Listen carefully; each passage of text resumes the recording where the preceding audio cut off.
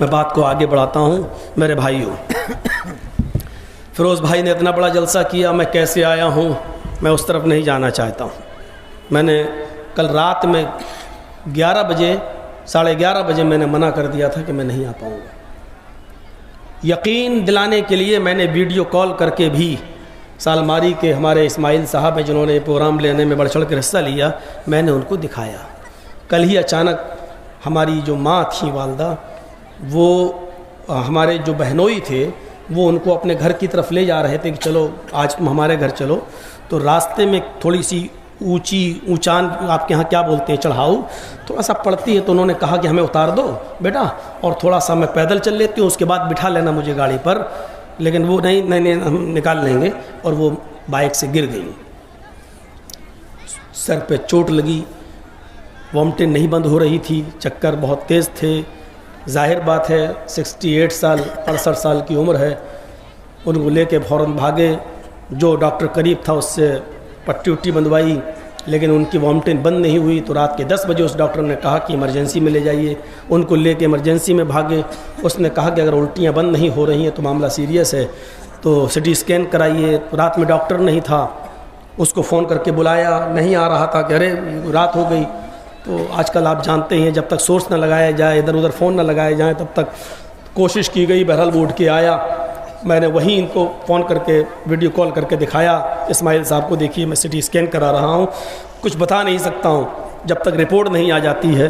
बहरहाल रात के तकरीबन 1-1:30 बजे के आसपास डॉक्टर ने ये कहा कि रिपोर्ट नॉर्मल है, ज़्यादा चोट नहीं है, वॉमिटिंग है, 2-4 दिन हॉस्पिटल में रहेंगी। मौलाना साहब आप अगर कहीं जाना चाहते प्रोग्राम में आप जाइए, यहाँ आपके भाई हैं, दूसरे लोग हैं इस पोजीशन में कि वो आज भी हैं। और बागडोरा जब एयरपोर्ट पे मैं उतरा उस वक्त से मैं अभी तक फ़ोन पे बराबर राब्ते में हूँ, अब तबीयत कैसी है, अब तबीयत कैसी है। अचानक 5 बजे मैं हिल गया जब उसने कहा कि यहाँ से रेफ़र किया जाएगा दूसरे हॉस्पिटल में।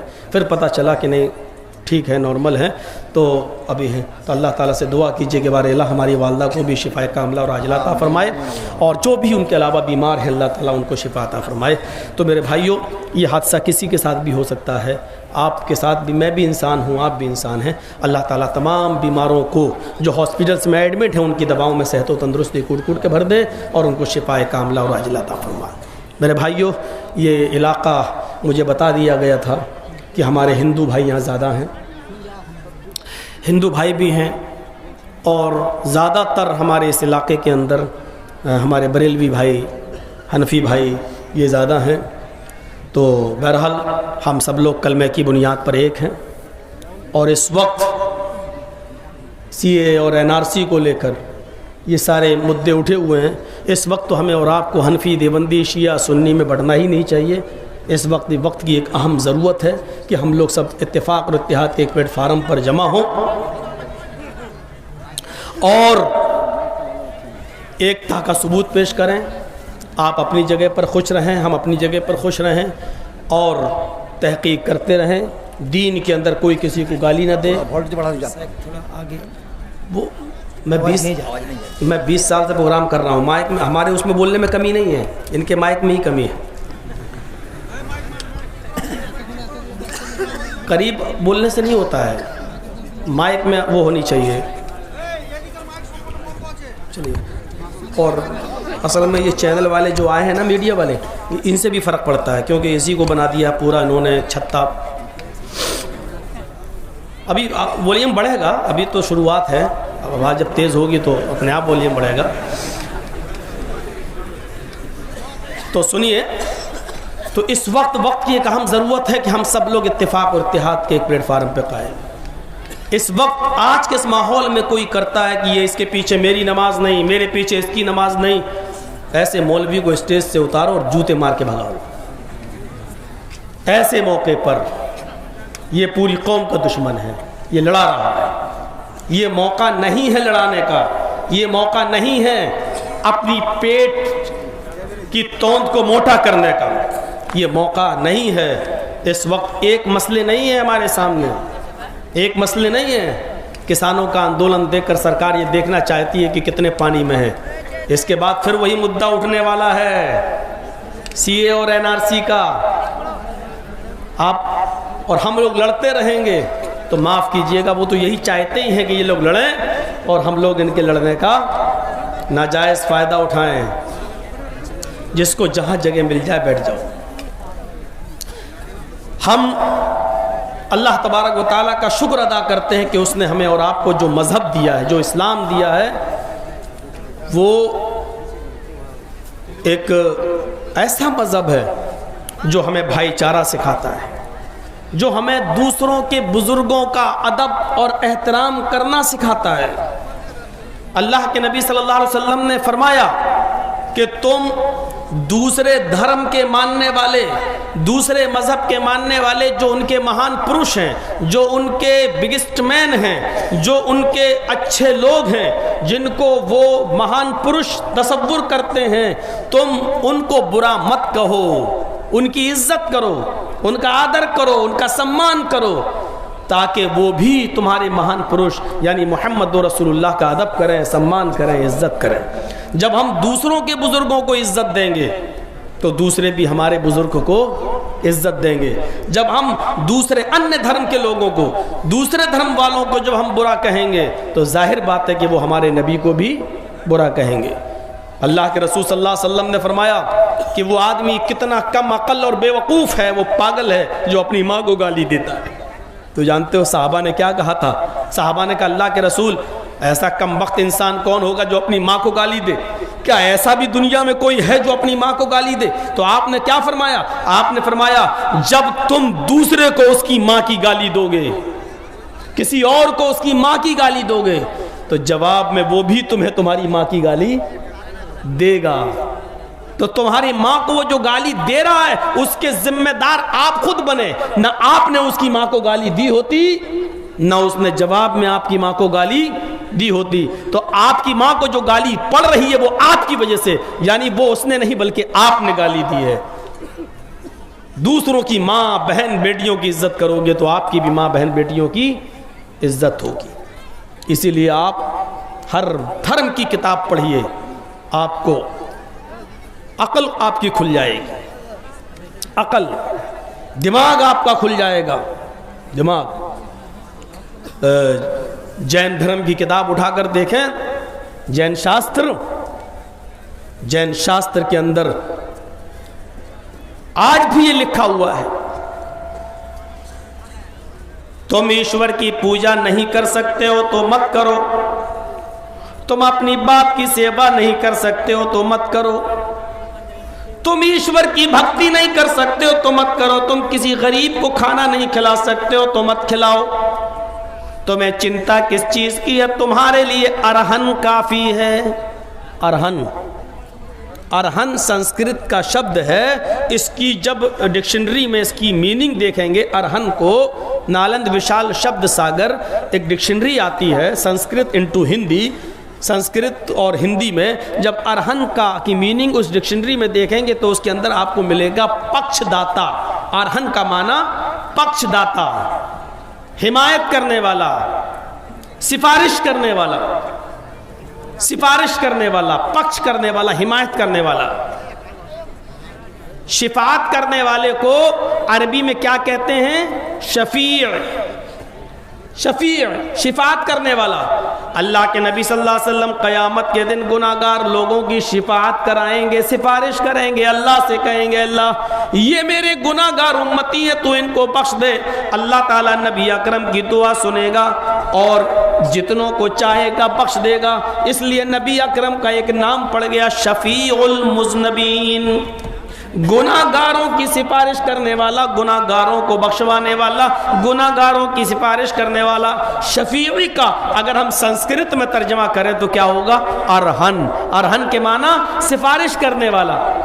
तू अगर पूजा नहीं करता है तो मत कर, तू किसी गरीब को खाना नहीं खिलाता है तो मत खिला, तू किसी अपने बाप की सेवा नहीं करता है तो मत कर, तुझे चिंता किस चीज की है? तेरे लिए अरहन काफी है, यानी तेरे लिए शफीउल मुज़नबीन काफी है। क़यामत के दिन जब नफ्सा नफ्सी का आलम होगा तो जनाब मोहम्मद रसूलुल्लाह सजदे में गिर जाएंगे, आवाज आएगी, इरफा रअसक या मोहम्मद, आए मोहम्मद सल्लल्लाहु अलैहि वसल्लम अपने सर को उठाइए, अपने सर को बुलंद कीजिए, सजदे से अपना सर उठाइए, सल मांगिए, क्या मांगते हो तो होता आपको दिया जाएगा, आप जो मांगेंगे आपको अता किया जाएगा। वशफिर तो शफ़ा, आप अगर किसी की सिफारिश करेंगे तो आपकी सिफारिश भी कबूल की जाएगी। अरहन का माना शफी या शफी का माना अरहन, यानी जैन शास्त्र के अंदर जो अरहन का शब्द आया है वो अरहन की अगर जो मीनिंग की जाए तो वो अरहन का शब्द मुहम्मदुर रसूलुल्लाह पर पूरा उतरता है। सिखों की किताब है गुरु ग्रंथ, आप चले जाइए इस वक्त तो दिल्ली में गुरुद्वारे में चले जाइए और गुरु ग्रंथ उनसे मांगिए, आपको मिल जाएगी पढ़ने के लिए, वो दे देते हैं। सिखों के गुरुद्वारे के अंदर जब आप जाएंगे तो वहाँ एक लाइब्रेरी भी है, वहाँ बैठ के आप किताब भी पढ़ सकते हैं, सिख धर्म की जो किताबें हैं वहाँ बैठ के पढ़ सकते हैं, और कुछ किताबें सस्ती कीमत पे बिकती भी हैं, आप ख़रीदना चाहें तो वहाँ से ख़रीद के भी ला सकते हैं। गुरु ग्रंथ आप ले लीजिए, गुरु ग्रंथ में मोहम्मद का शब्द ऐसे ही मिलेगा, दहटा नूर मोहम्मदी, दहटा नबी रसूल, दहटा नूर मोहम्मदी, दहटा नबी रसूल, नानक देख कुदरत गए सभी भूल। दहटा नूर मोहम्मद, दहटा नबी रसूल, नूर मोहम्मद को, मोहम्मद रसूलुल्लाह की तालीम को, मोहम्मद रसूलुल्लाह की शिक्षा को, मोहम्मद रसूलुल्लाह के पैगाम को जब गुरु नानक ने पढ़ा, नानक देख कुदरत गए सभी भूल, तो नानक ने मोहम्मद रसूलुल्लाह के जो मौजिज़े पढ़े, जो मौजिज़े देके चांद के 2 टुकड़े कर देना, ये कर देना, वो कर देना, एक गिलास दूध असहाबे सुफ़्फ़ा के 116-120 लोगों को पिला देना, ये जब चमत्कार देखा तो गुरु ग्रंथ कहता है नानक देख कुदरत गए सभी भूल। नानक ने जब ये चमत्कार, ये मौजिज़े देखे तो सब कुछ भूल गए, यानी नानक ने कहा कि इसी का तो वेट कर रहे थे, इसी का तो इंतजार कर रहे थे, यही तो आखिरी नबी है। दहटा नूर मोहम्मदी, दहटा नबी रसूल, ये गुरु ग्रंथ में आज भी नूर मोहम्मद और नबी रसूल का लफ्ज शब्द आज भी लिखा हुआ है गुरु ग्रंथ के अंदर। सिखों की किताब में अरहन और जैनियों की किताब में अरहन, सिखों की किताब में दहटा नूर मोहम्मदी, दहटा नबी रसूल, ये शब्द आज भी मौजूद है। ईसाइयों में चले जाइए, भारत में भी ईसाई लोग हैं, खुद हमारे इटावा के अंदर क्रिश्चियन लोग हैं, उनका एक चर्च भी बना हुआ है, आप उनसे बाइबल मांग सकते हैं, और बाइबल के वो नंबर 5 5वीं जिल्द के अंदर आप ये शब्द देख सकते हैं, ये सेंटेंस पढ़ सकते हैं, जो इंग्लिश की बाइबल है वो, उसमें आप ये लफ्ज पढ़, आज भी सेंटेंस पढ़ सकते हैं, I will pray the father, he shall give the another comforter, after that I will not talk much with you, because the prince of this world cometh, his name will be Muhammad, his name will be Ahmad, his name will be Ahmad। ये आज भी लिखा हुआ है, आज भी। I will pray, ईसा अलैहिस्सलाम, Jesus कह रहे हैं, ईसा अलैहिस्सलाम कह रहे हैं, मैं अपने पिता से, मैं अपने फादर से ये दुआ करूंगा, I will pray the father, मैं अपने बाप से ये दुआ करूंगा, he shall give the another comforter, वो तुम्हें दूसरा रहबर दे दे, वो तुम्हें दूसरा रहनुमा दे दे, वो तुम्हें दूसरा मार्गदर्शक दे दे, वो तुम्हें दूसरा समझाने वाला दे दे। अब मेरी जरूरत नहीं है, I will not talk much with you, अब मैं तुमसे कुछ नहीं कहूंगा, अब मैं तुमसे कुछ नहीं बोलूंगा, अब मैं तुम्हें कोई भी अच्छा या बुरा, अच्छा काम करने का और बुरे काम से रोकने का हुक्म अब मैं नहीं दूंगा। क्यों? The prince of this world cometh, इस दुनिया का शहजादा तशरीफ लाने वाला है, प्रिंस, इस दुनिया का प्रिंस आने वाला है, इस दुनिया का शहजादा आने वाला है। जब तक मैं नहीं जाऊंगा वो नहीं आएगा, उसके आने के लिए मेरा जाना आवश्यक है, मेरा जाना जरूरी है, मैं जाऊंगा तो वो आएगा, और जब तक मैं नहीं जाऊंगा वो नहीं आएगा। और क्या कहा, जब वो आ जाए तो उसका नाम देखना क्या होगा, his name will be Ahmed, उसका नाम अहमद होगा।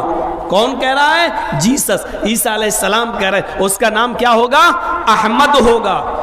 ईसा अलैहिस्सलाम ने जब अपनी कौम से कहा कि उसका नाम अहमद होगा, कुरान ने ये इसी बात को रिकॉर्ड कर लिया है। वइज़ क़ाल ईसा इब्नु मरियम या बनी इस्राईल इन्नी रसूलुल्लाहि इलैकुम मुसद्दिक़न लिमा बैना यदैया मिनत तौरात व मुबश्शिरन बिरसूलिन याती मिन बअद इस्मुहु अहमद। और जब ईसा अलैहिस्सलाम ने कहा, और जब मरियम के बेटे ने कहा, वइज़ क़ाल ईसा इब्नु मरियम, और जब ईसा मरियम के बेटे ने कहा, या बनी इस्राईल, ओ इस्राइल के बेटो, ओ मेरी कौम के लोगों, या बनी इस्राईल, ओ मेरी कौम के लोगों, इन्नी रसूलुल्लाहि इलैकुम, मैं तुम सब की तरफ अल्लाह का रसूल बनाकर भेजा गया। इन्नी रसूलुल्लाहि इलैकुम, मैं तुम्हारे लिए रसूल बनाकर भेजा गया। मुसद्दिक़न लिमा बैना यदैया मिनत तौरात, मुझसे पहले मूसा अलैहिस्सलाम जो किताब लेके आए तौरात, मैं उसकी तस्दीक करता हूँ कि वो आसमानी किताब थी। मूसा एक पैगंबर थे, मैं उसकी पुष्टि करता हूँ, मैं उसकी तस्दीक करता हूँ। लेकिन मेरे बाद भी एक नबी आएगा, मेरे बाद भी एक समाचार सुनाने वाला आएगा, मेरे बाद भी एक खुशखबरी देने वाला आएगा, मेरे बाद भी तुम्हें एक नसीहत करने वाला आएगा। मुबश्शिरम बिरसूलिन याती, मैं तुम्हें बशारत देता हूँ, मैं तुम्हें गुड न्यूज देता हूँ, मैं तुम्हें शुभ समाचार सुनाता हूँ, एक ऐसे नबी का जो मेरे बाद आएगा। इस्मुहु अहमद, उसका नाम अहमद होगा, उसका नाम अहमद होगा। ये कुरान ने तो बाइबल की पुष्टि कर दी। ईसा अलैहिस्सलाम का नाम क्या होगा, ईसा अलैहिस्सलाम ने क्या कहा, आखिरी जो नबी आएगा, जो मेरे बाद आएगा, मेरे जाने के बाद, उसका नाम क्या होगा, his name will be Ahmed, उसका नाम अहमद होगा। कुरान ने कहा, ईसा अलैहिस्सलाम ने अपनी कौम से ये बात कही थी, इस्मुहु अहमद, उसका नाम क्या होगा, अहमद। अल्लाह के नबी के दो नाम हैं, एक मोहम्मद और एक अहमद। और भी नाम है, लेकिन मोहम्मद नाम आपके दादा अब्दुल मुत्तलिब ने रखा था, और अहमद नाम आपकी माँ आमिना ने रखा था।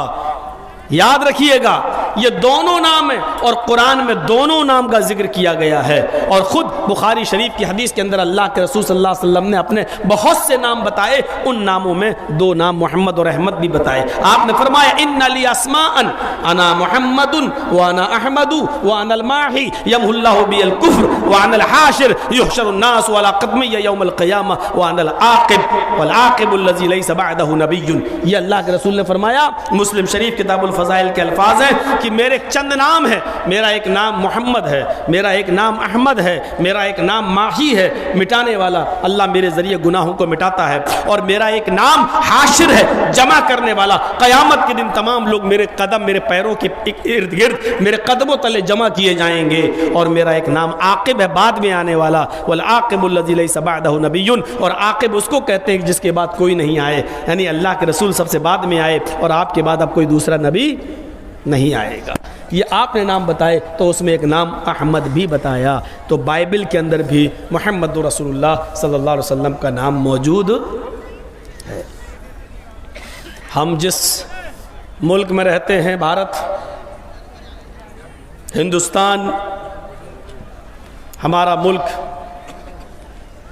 इसमें जो लोग रहते हैं उनकी तादाद सबसे ज़्यादा है। हमारे हिसाब से तो 60 करोड़ हैं, लेकिन आरएसएस और बीजेपी की गिनती के मुताबिक 80 करोड़ से ज़्यादा हैं। थोड़ा शक होता है, कुर्सी पे तो वो लोग बैठे हैं जिनका एक एक बच्चा भी नहीं है। तादाद इतनी बता कैसे रहे हैं, ये समझ में नहीं आ रहा है। इतनी तादाद बढ़ कैसे गई? और इल्ज़ाम मुसलमानों पे लगाते हैं, 2-2 बच्चे पैदा करते हैं, ये 12-12 बच्चे पैदा करते हैं ये लोग। तादाद तुम्हारी ज़्यादा बढ़ रही है। शादी हुई नहीं है, या हुई है तो छोड़े बैठे, तब भी बढ़ रही तादाद। समझ में नहीं आ रहा। बहरहाल चमत्कार है, मोदी जी है तो कुछ भी हो सकता है। वो लोग उनके भक्त कहते हैं सब कुछ हो सकता है, ये है तो मुमकिन है, ये है तो मुमकिन है, ये है तो मुमकिन है, मुमकिन है। वो तो सब लोगों को जोड़ के ना होते हैं ना, 1 अरब 20 करोड़ 125 करोड़ सब जोड़ के, मुसलमान भी, सिख भी, ईसाई भी, जैनी भी, सब जोड़ के होते हैं। लेकिन एक ख़ास धर्म की तादाद बताई जाती है 80 करोड़। इन 80 करोड़ लोग जिन किताबों को पढ़ते हैं या जो इनकी धार्मिक ग्रंथ हैं, ताज्जुब यह है कि उन ग्रंथों के अंदर भी मुहम्मदुर रसूलुल्लाह सल्लल्लाहु अलैहि वसल्लम का नाम आता है।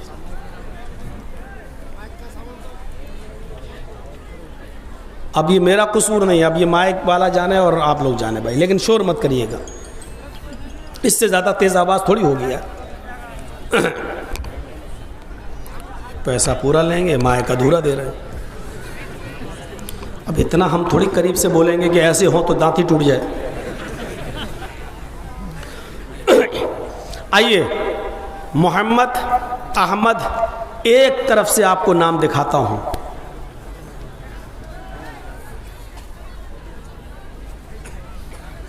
हिंदू भाइयों से कोई शिकायत नहीं, उनसे क्यों शिकायत होगी, तो हमारे भाई हैं। कुरान ने भी कहा या अय्युहन्नास इन्ना खलक़नाकुम मिन ज़करिन व उन्सा, हमने एक मर्द और एक औरत से पैदा किया, हम सब भाई हैं। हमें आपसे हिंदू भाइयों से शिकायत थोड़ी है, हमें अपने उस बाप की कुछ नालायक औलादों से शिकायत है बस, जो हमें भाई मानने से इनकार कर रहे हैं। वो हमें मनु की औलाद मनुष्य नहीं मानते हैं, आदम का बेटा आदम की औलाद में आदमी नहीं मानते हैं, और मानते होते तो माफ कीजिएगा भाई तसव्वुर किया होता, और भाई तसव्वुर किया होता तो कोई इस मुल्क से भाई को बाहर करने की बात न करता, इस घर से बाहर करने की बात न करता। इनके धर्म में भी भाई लिखा है, प्रत्यत्यम चारुन धर्म गोपी थाए पुरहूयसे मरुद्रनागही। बताऊंगा, पहले एक तरफ से आइए। मोहम्मद देखिए कितनी जगह वेदों में आया मोहम्मद। तस्मिन्नन्तरे मलेक्ष आचारण समन्विता महामदिति खयात शिष्य शाखा समन्विता।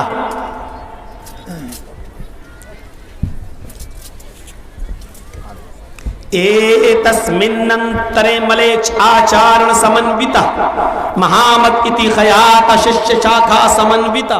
महामद हमने 2 बार पढ़ा इस मंत्र को, महामद इति खयाता शिष्य शाखा समन्विता। श्रीमद् भागवत महान पुराण स्कंद 12 अध्याय 2 मंत्र नंबर 18।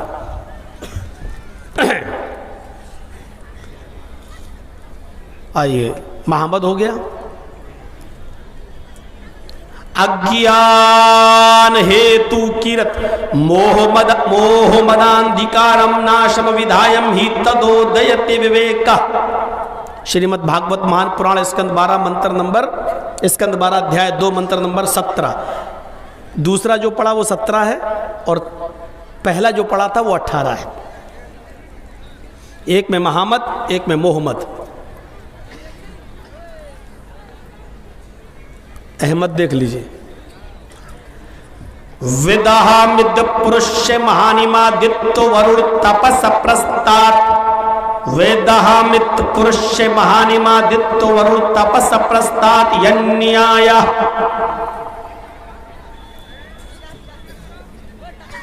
पहले इन 3 मंत्रों को समझ लो, उसके बाद फिर जरूरत पड़ेगी तो और पढ़ेंगे। 17 वाला मंत्र देख लीजिए। अज्ञान हेतु कीरत। अंतिम कल्कि के आने से पहले अंतिम अवतार के आने से पहले, कल की महर्षि के आने से पहले अंधकार होगा, जिहालत होगी, तारीकी होगी, अंधेरा होगा। अज्ञान हेतु किरत, वो कल की जब इस धरती पर आएगा तो पहले अज्ञानता को, जिहालत को, तारीकी को खत्म करेगा। अज्ञानता जिहालत को खत्म करेगा। जिहालत हेतु किरत, और सबका हितकारी होगा, सबके लिए आएगा, सिर्फ मुसलमानों का नहीं होगा। इस चीज को समझिए। हेतु किरत, सबके का हितकारी होगा। जैसे सूरज जब निकलता है तो उसकी रोशनी हिंदू को भी मिलती है, मुसलमान को भी मिलती है, सिख को भी मिलती है, ईसाई को भी मिलती है। सूरज किसी धर्म का नहीं होता है, वो सबका। ऐसे ही मोहम्मद सल्लल्लाहु अलैहि वसल्लम अंतिम ऋषि जब आएंगे तो वो सबके हितकारी होंगे। यानी वो जो शिक्षा लेकर आएंगे, जो तालीम लेकर आएंगे, वो तालीम सबके लिए होगी, सिर्फ मुसलमानों के लिए नहीं, सबके लिए होगी। नाम क्या होगा? मोहम्मदांधिकारम। मोहम्मद अंधिकारम जब मिलाएंगे, उसूल है, जब मिलाएंगे तो क्या पढ़ा जाएगा? अलग अलग करके पढ़ेंगे तो क्या पढ़ेंगे? मोहम्मद अंधिकारम, ये अलग अलग करके पढ़ेंगे। और जब एक साथ पढ़ेंगे तो कैसे पढ़ेंगे? मोहम्मदांधिकारम। जैसे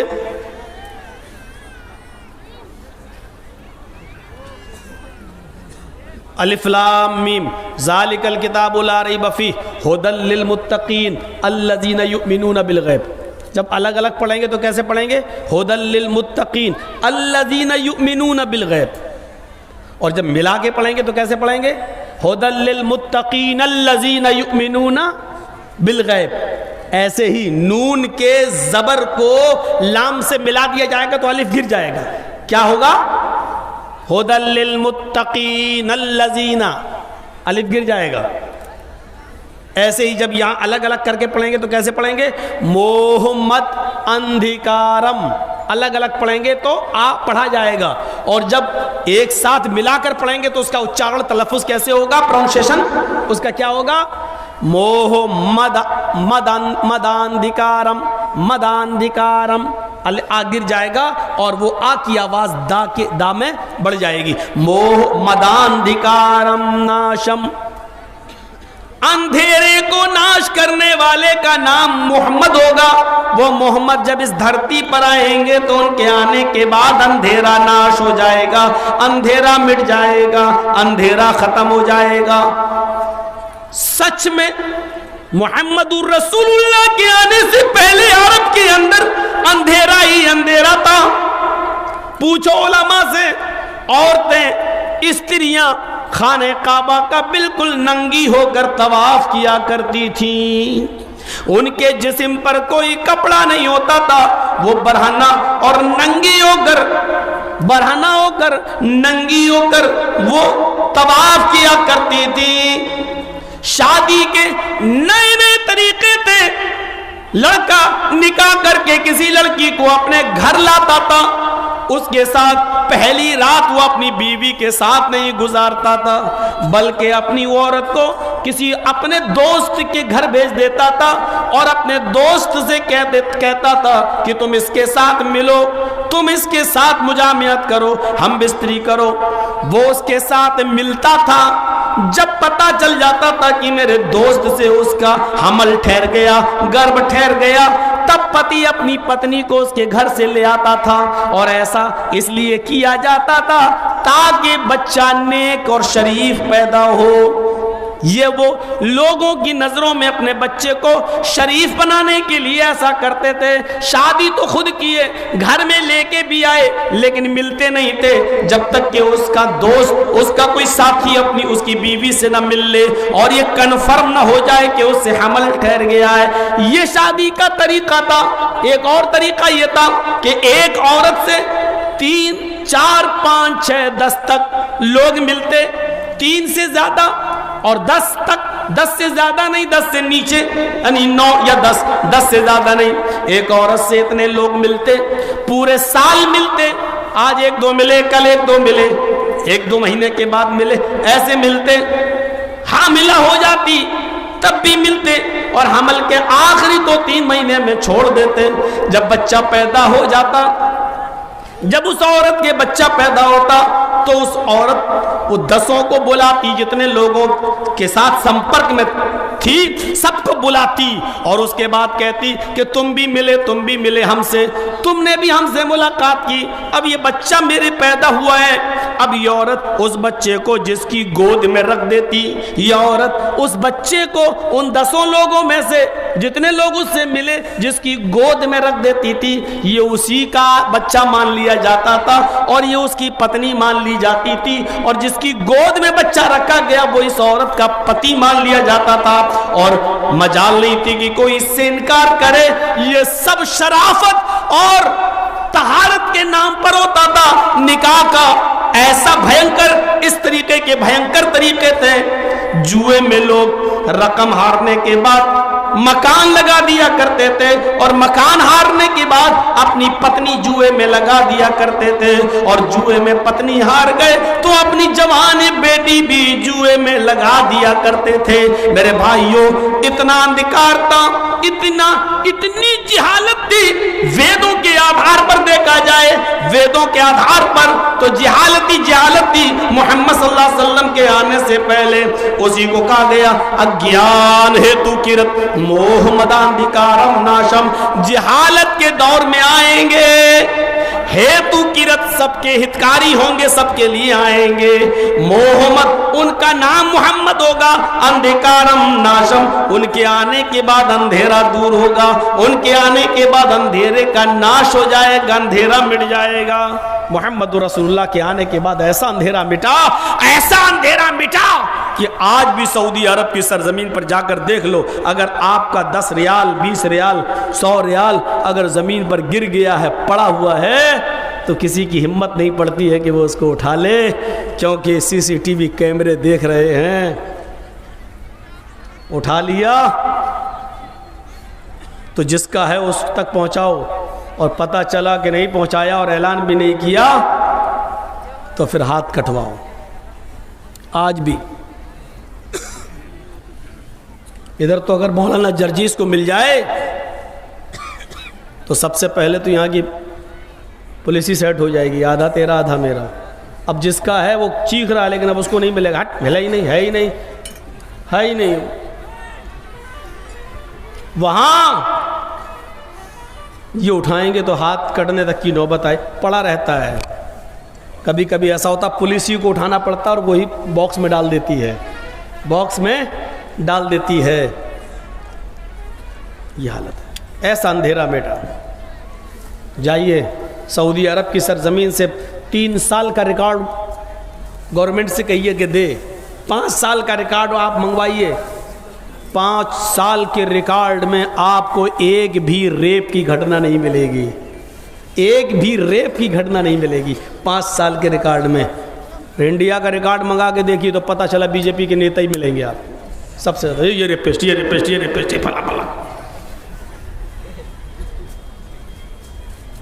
सत्ताधारी मिलेंगे। 5 साल की जिंदगी में एक रेप का केस नहीं मिलेगा, और यहां कोई थाना ऐसा बाकी नहीं बचेगा जहां रेप का केस दर्ज ना हो। इंडिया टुडे की रिपोर्ट तो ये कहती है कि इंडिया के अंदर हर 7 मिनट में एक बलात्कार होता है, हर 7 मिनट में एक रेप। पूरे इंडिया का एक रिकॉर्ड है, हर 7 मिनट में एक रेप, हर 3 मिनट में शराब पी जा रही है, हर 4 मिनट में एक चोरी हो रही है, हर 7 मिनट में एक रेप हो रहा है।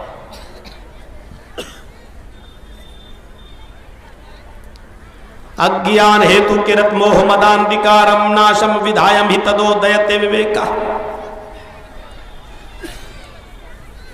अंतिम महर्षि, अंतिम संदेष्टा जब इस दुनिया में आएगा उसका नाम मोहम्मद होगा। उसके आने के बाद अंधेरे का नाश हो जाएगा, अंधेरा मिट जाएगा।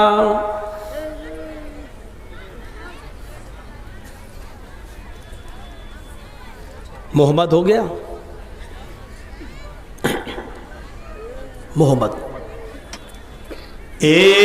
तस्मिन्नंतरे मलेक्ष आचारण समन्विता, यह 18वां है मंत्र। तस्मिन्नंतरे मलेक्ष आचारण समन्विता, मलेक्षियों के आचार्य आएंगे, मलेक्षियों के आचार आएंगे। मलेक्ष अनपढ़ जाए, आचार्य माने गुरु, टीचर, पढ़ाने वाला, मुअल्लिम, सिखलाने वाला। अनपढ़ों के अंदर एक आचार्य आएंगे, समन्विता, उनकी नजर में कोई छोटा बड़ा नहीं होगा, सबको बराबर की नजर से देखेंगे।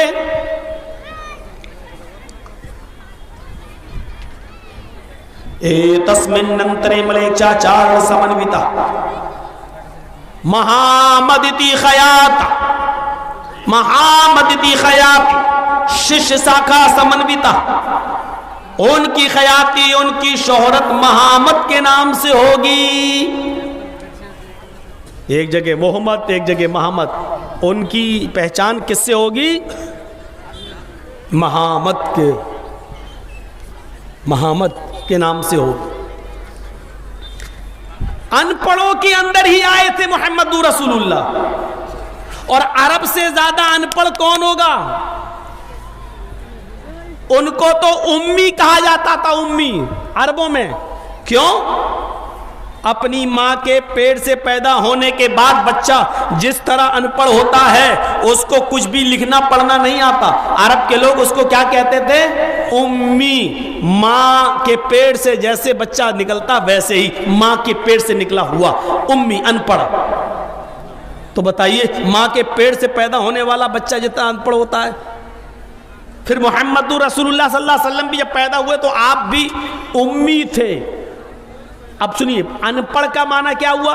मोहम्मदुर रसूलुल्लाह साहब सल्लल्लाहु अलैहि वसल्लम उम्मी थे, यानी अनपढ़। तो इसका मतलब ये होगा कि अल्लाह के रसूल को किसी ने पढ़ाया नहीं था, उस्ताज, किसी उस्ताज ने पढ़ाया नहीं था। लेकिन जब ये कहा जाए कि मोहम्मदुर रसूलुल्लाह से बड़ा कोई आलिम नहीं था, तो इसका मतलब ये होगा कि मोहम्मदुर रसूलुल्लाह को अल्लाह ने पढ़ाया था, क्योंकि नबी अकरम सल्लल्लाहु अलैहि वसल्लम को किसी ने नहीं, अल्लाह ने पढ़ाया है। अल्लाह ने पढ़ाया। अल्लाह ताला ने जिब्राइल को कुरान दिया, जिब्राइल दुनिया में आते थे तो अल्लाह ने जिब्राइल से कहा ऐसे पढ़ाओ, और जिब्राइल वैसे पढ़ाते थे। तो और सुनिए, एक चीज़ और बताएं, मौलाना जर्जीस को 20 साल पहले मेरे उस्ताद ने क्या पढ़ाया था, आज हमें बहुत सी बातें याद नहीं हैं। बहुत सी बातें याद हैं और बहुत सी बातें याद नहीं हैं।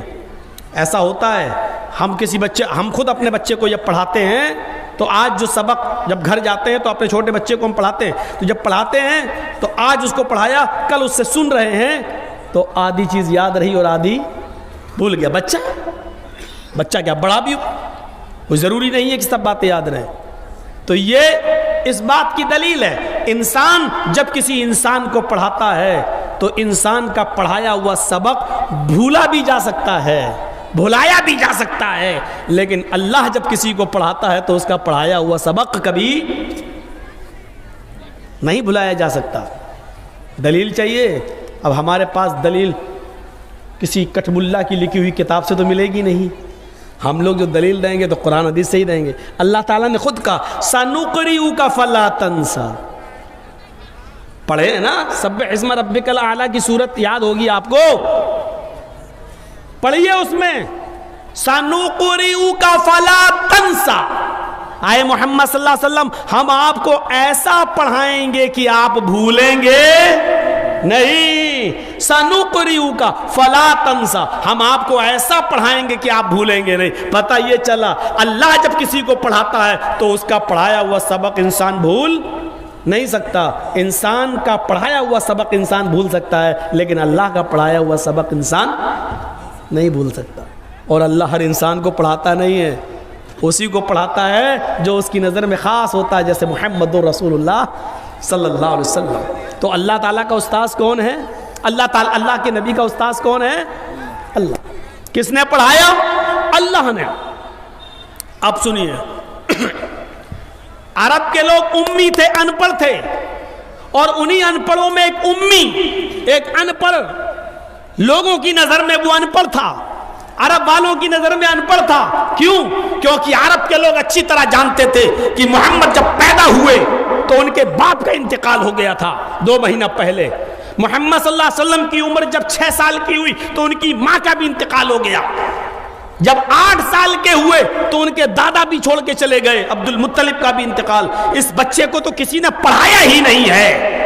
40 साल के बाद नबी बन गए। अरब के लोग जानते थे ये तो वैसा ही है जैसे हम लोग अपनी माँ के पेट से पैदा होते हैं, ये तो वैसा ही अनपढ़ है।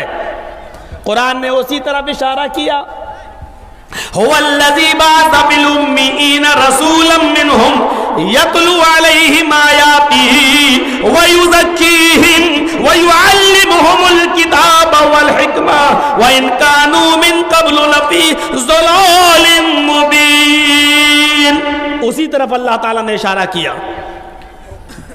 हाँ, याद करो, अल्लाह तो वो है, हुवल्लज़ी, अल्लाह तो वो है, हुवल्लज़ी बअसा फिल उम्मीयीना रसूलन मिनहुम, जिसने उम्मियों के अंदर उन्हीं में से एक रसूल भेजा, जिसने अनपढ़ों के अंदर उन्हीं में से एक रसूल भेजा। वो रसूल क्या करता है? अब वेद देखिए, आचार्य, वो अनपढ़ों में जाएंगे, उनके गुरु होंगे। तो गुरु अगर अनपढ़ होता तो अनपढ़ तो गुरु नहीं हो सकता है, पढ़ाने वाला अनपढ़ तो नहीं हो सकता है। वो मलेच्चियों में अनपढ़ों में जाएंगे, लेकिन उनके गुरु होंगे, उनको पढ़ाएंगे, उनको सिखलाएंगे। अल्लाह ने भी क्या कहा? हुवल्लज़ी बअसा फिल उम्मीयीना रसूलन मिनहुम यतलू अलैहिम आयातिही, हमने अनपढ़ों के अंदर एक रसूल उन्हीं में से भेजा। वो रसूल क्या करता है? यतलू अलैहिम आयाती, कुरान की आयतें पढ़ पढ़ के सुनाते हैं। व युज़क्कीहिम, उनको शिर्क और बिदअत और गुनाहों की दलदल और गंदगी से पाक व साफ करते हैं। वो नबी उनको गुनाहों की, नापाकी की और शिर्क और बिदअत की गंदगियों से निकालते हैं।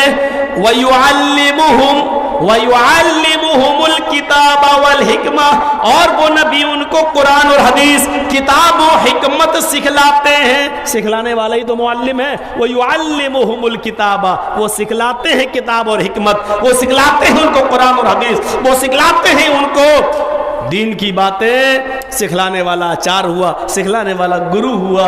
वेद ने जो गुरु बताया है आखिरी नबी को, लेकिन नाम बताया मोहम्मद इत्तिखयात, ओ मोहम्मद के नाम से मशहूर होंगे, मोहम्मद के नाम से मशहूर होंगे, आचार्य होंगे, गुरु होंगे, अनपढ़ों के अंदर आएंगे। और आगे क्या कहा? समन्विता, उनकी नजर में कोई छोटा और बड़ा नहीं होगा, वो सबको बराबर की नजर से देखेंगे, सबको बराबर की नजर से। बड़े हसीन खूबसूरत लोग बैठे हुए हैं नबी की मजलिस में,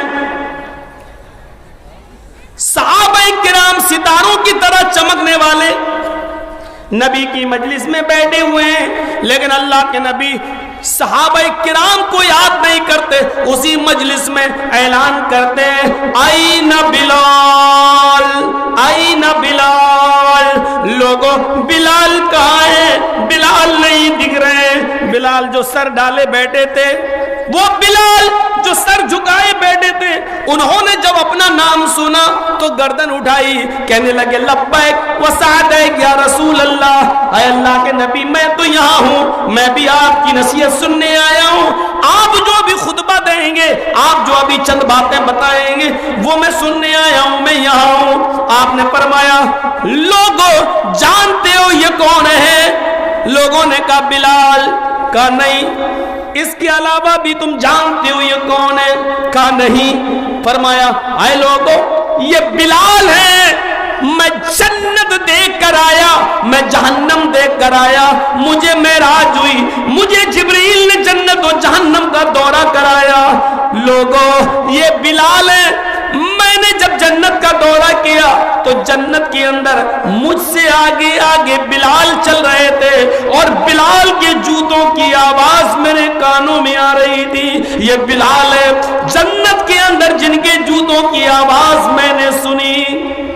आए लोगों, मालूम है बिलाल को अल्लाह ताला ने जन्नत दे दी, यानी मुझे ये बता दिया, अरे मोहम्मद सल्लल्लाहु अलैहि वसल्लम समझ लो कि मैंने बिलाल को जन्नत दे दी। यकीन ना आए तो सुन लो बिलाल के जूतों की आवाज। मैंने बिलाल को नहीं देखा लेकिन बिलाल के जूतों की आवाज मेरे कानों में गई, यानी अल्लाह ने मुझे ये बता दिया कि बिलाल जन्नती है।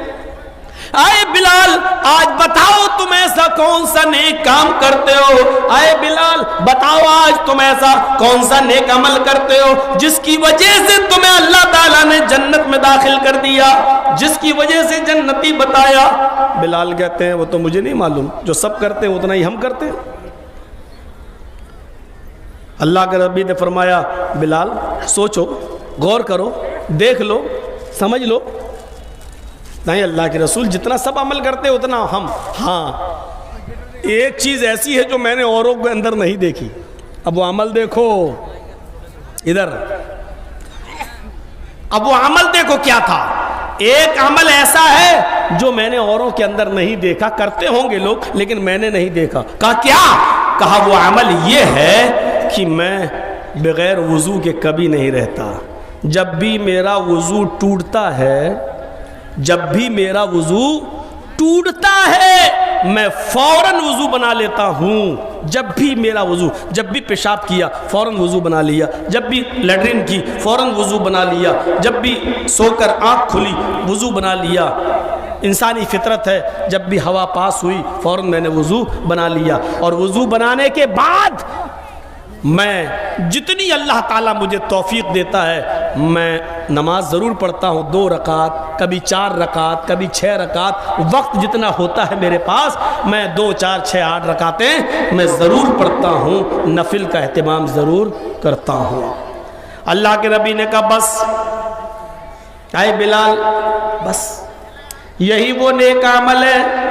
आए बिलाल, यही वो नेक अमल है जिसकी वजह से अल्लाह ताला ने तुम्हें जन्नत के अंदर दाखिल कर दिया है, खुशखबरी सुना दी। इतना कहना था, मजमे में एक सहाबी उठते हैं, आए बिलाल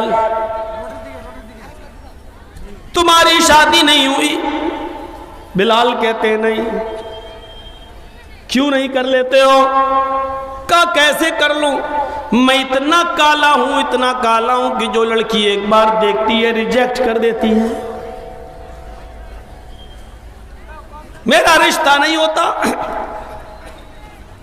उस सहाबी ने फरमाया बिलाल मेरे साथ मेरे घर चलो, मैं एक नजर तुम्हें अपनी बेटी दिखा देता हूं। वो पानी लेकर आएगी,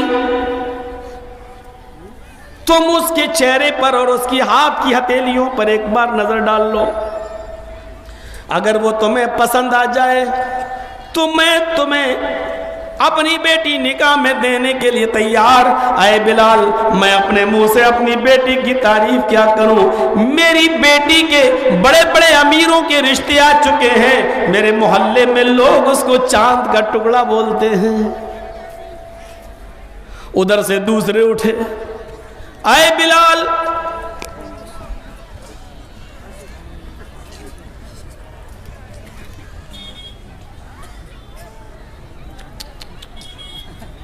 अच्छा भला रखा था।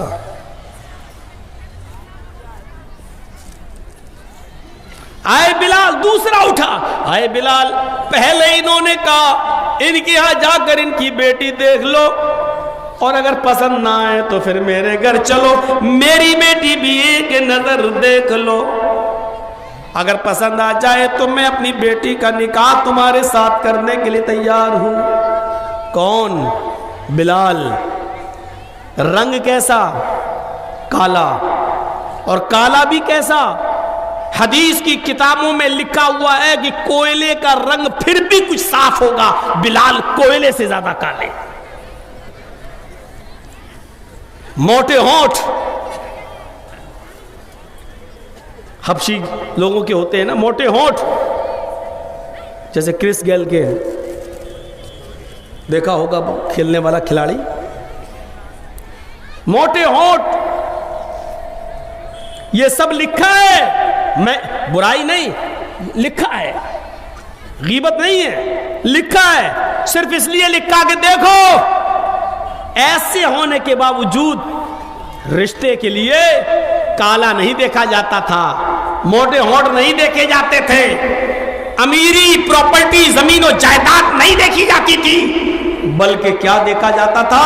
साहबा अपनी बेटी का निकाह करने के लिए बिलाल की दीनदारी देख रहे हैं। आए बिलाल, अगर मेरी बेटी तुम्हारे निकाह में आ गई तो वो भी नेक अमल करेगी और वो भी नेक अमल करने वाली बन जाएगी, और मेरी बेटी नेक अमल करने वाली बन गई तो वो जन्नत की हकदार होगी, और मुझे, मेरी बेटी भी तुम्हारे साथ जन्नत में चली जाएगी। और दीनदार लड़के से निकाह करने की वजह से अल्लाह ताला उसके बाप को भी जन्नत दे देगा। ये देखा जाता था। ये कुछ कहने की जरूरत नहीं। हम लोग क्या देख रहे हैं आजकल? तो लड़की देखने कौन जाता है? व्हाट्सएप पे फोटो भेजो, फेसबुक पे, व्हाट्सएप पे फ़ोटो मंगा लेते हैं। अब व्हाट्सएप में फ़ोटो जब मंगाओगे तो वो तो बंदरिया भी तुम्हें हीरोइन लगेगी, वो तो इतना लीप पोत के, और जिस कलर का ड्रेस है उसी कलर की लिपस्टिक, और ये भी भरोसा नहीं कि वो अपनी दे रही है या किसी और की दे रही है। बाद में पता चला कि वो ऐसे है, हमें नहीं देख रही, किसी और को देख रही, किसी और लग रहा है, वो देख रही हमें लेकिन लग रहा किसी और को देख रही। एक बाल्टी उसके ऊपर पानी डाल के देखो, सब पता चल जाएगा कि ओरिजिनल खूबसूरती क्या है और बनावटी क्या है। पेंट की हुई होती है, पेंट की हुई। हम देख क्या रहे हैं? वो क्या देखते थे अपनी बेटियों के लिए? बस अल्लाह के नबी ने इधर कहा और उधर लो मेरी बेटी देख लो, वो कहता मेरी बेटी देख लो, यूं कहता मेरी बेटी देख लो। इधर तो सुनने में आया फला आदमी का निकाह इसलिए नहीं हुआ कि लड़का मौलवी था, लड़की ने मना कर दिया, मौलवी से नहीं करेंगे, हाफिज से नहीं करेंगे, या मौलवी हाफिज कुछ नहीं, दाढ़ी रख ली, हम दाढ़ी वाले से नहीं करेंगे। कितने रिश्ते सिर्फ इसलिए रिजेक्ट हो गए कि हम दाढ़ी वाले से नहीं करेंगे, हम हाफिज मौलवी से नहीं करेंगे।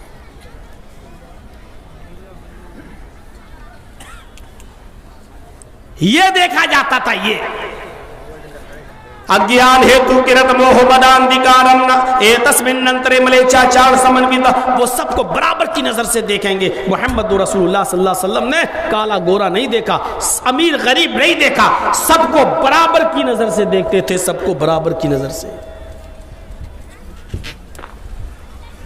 एक मौका तो वो आया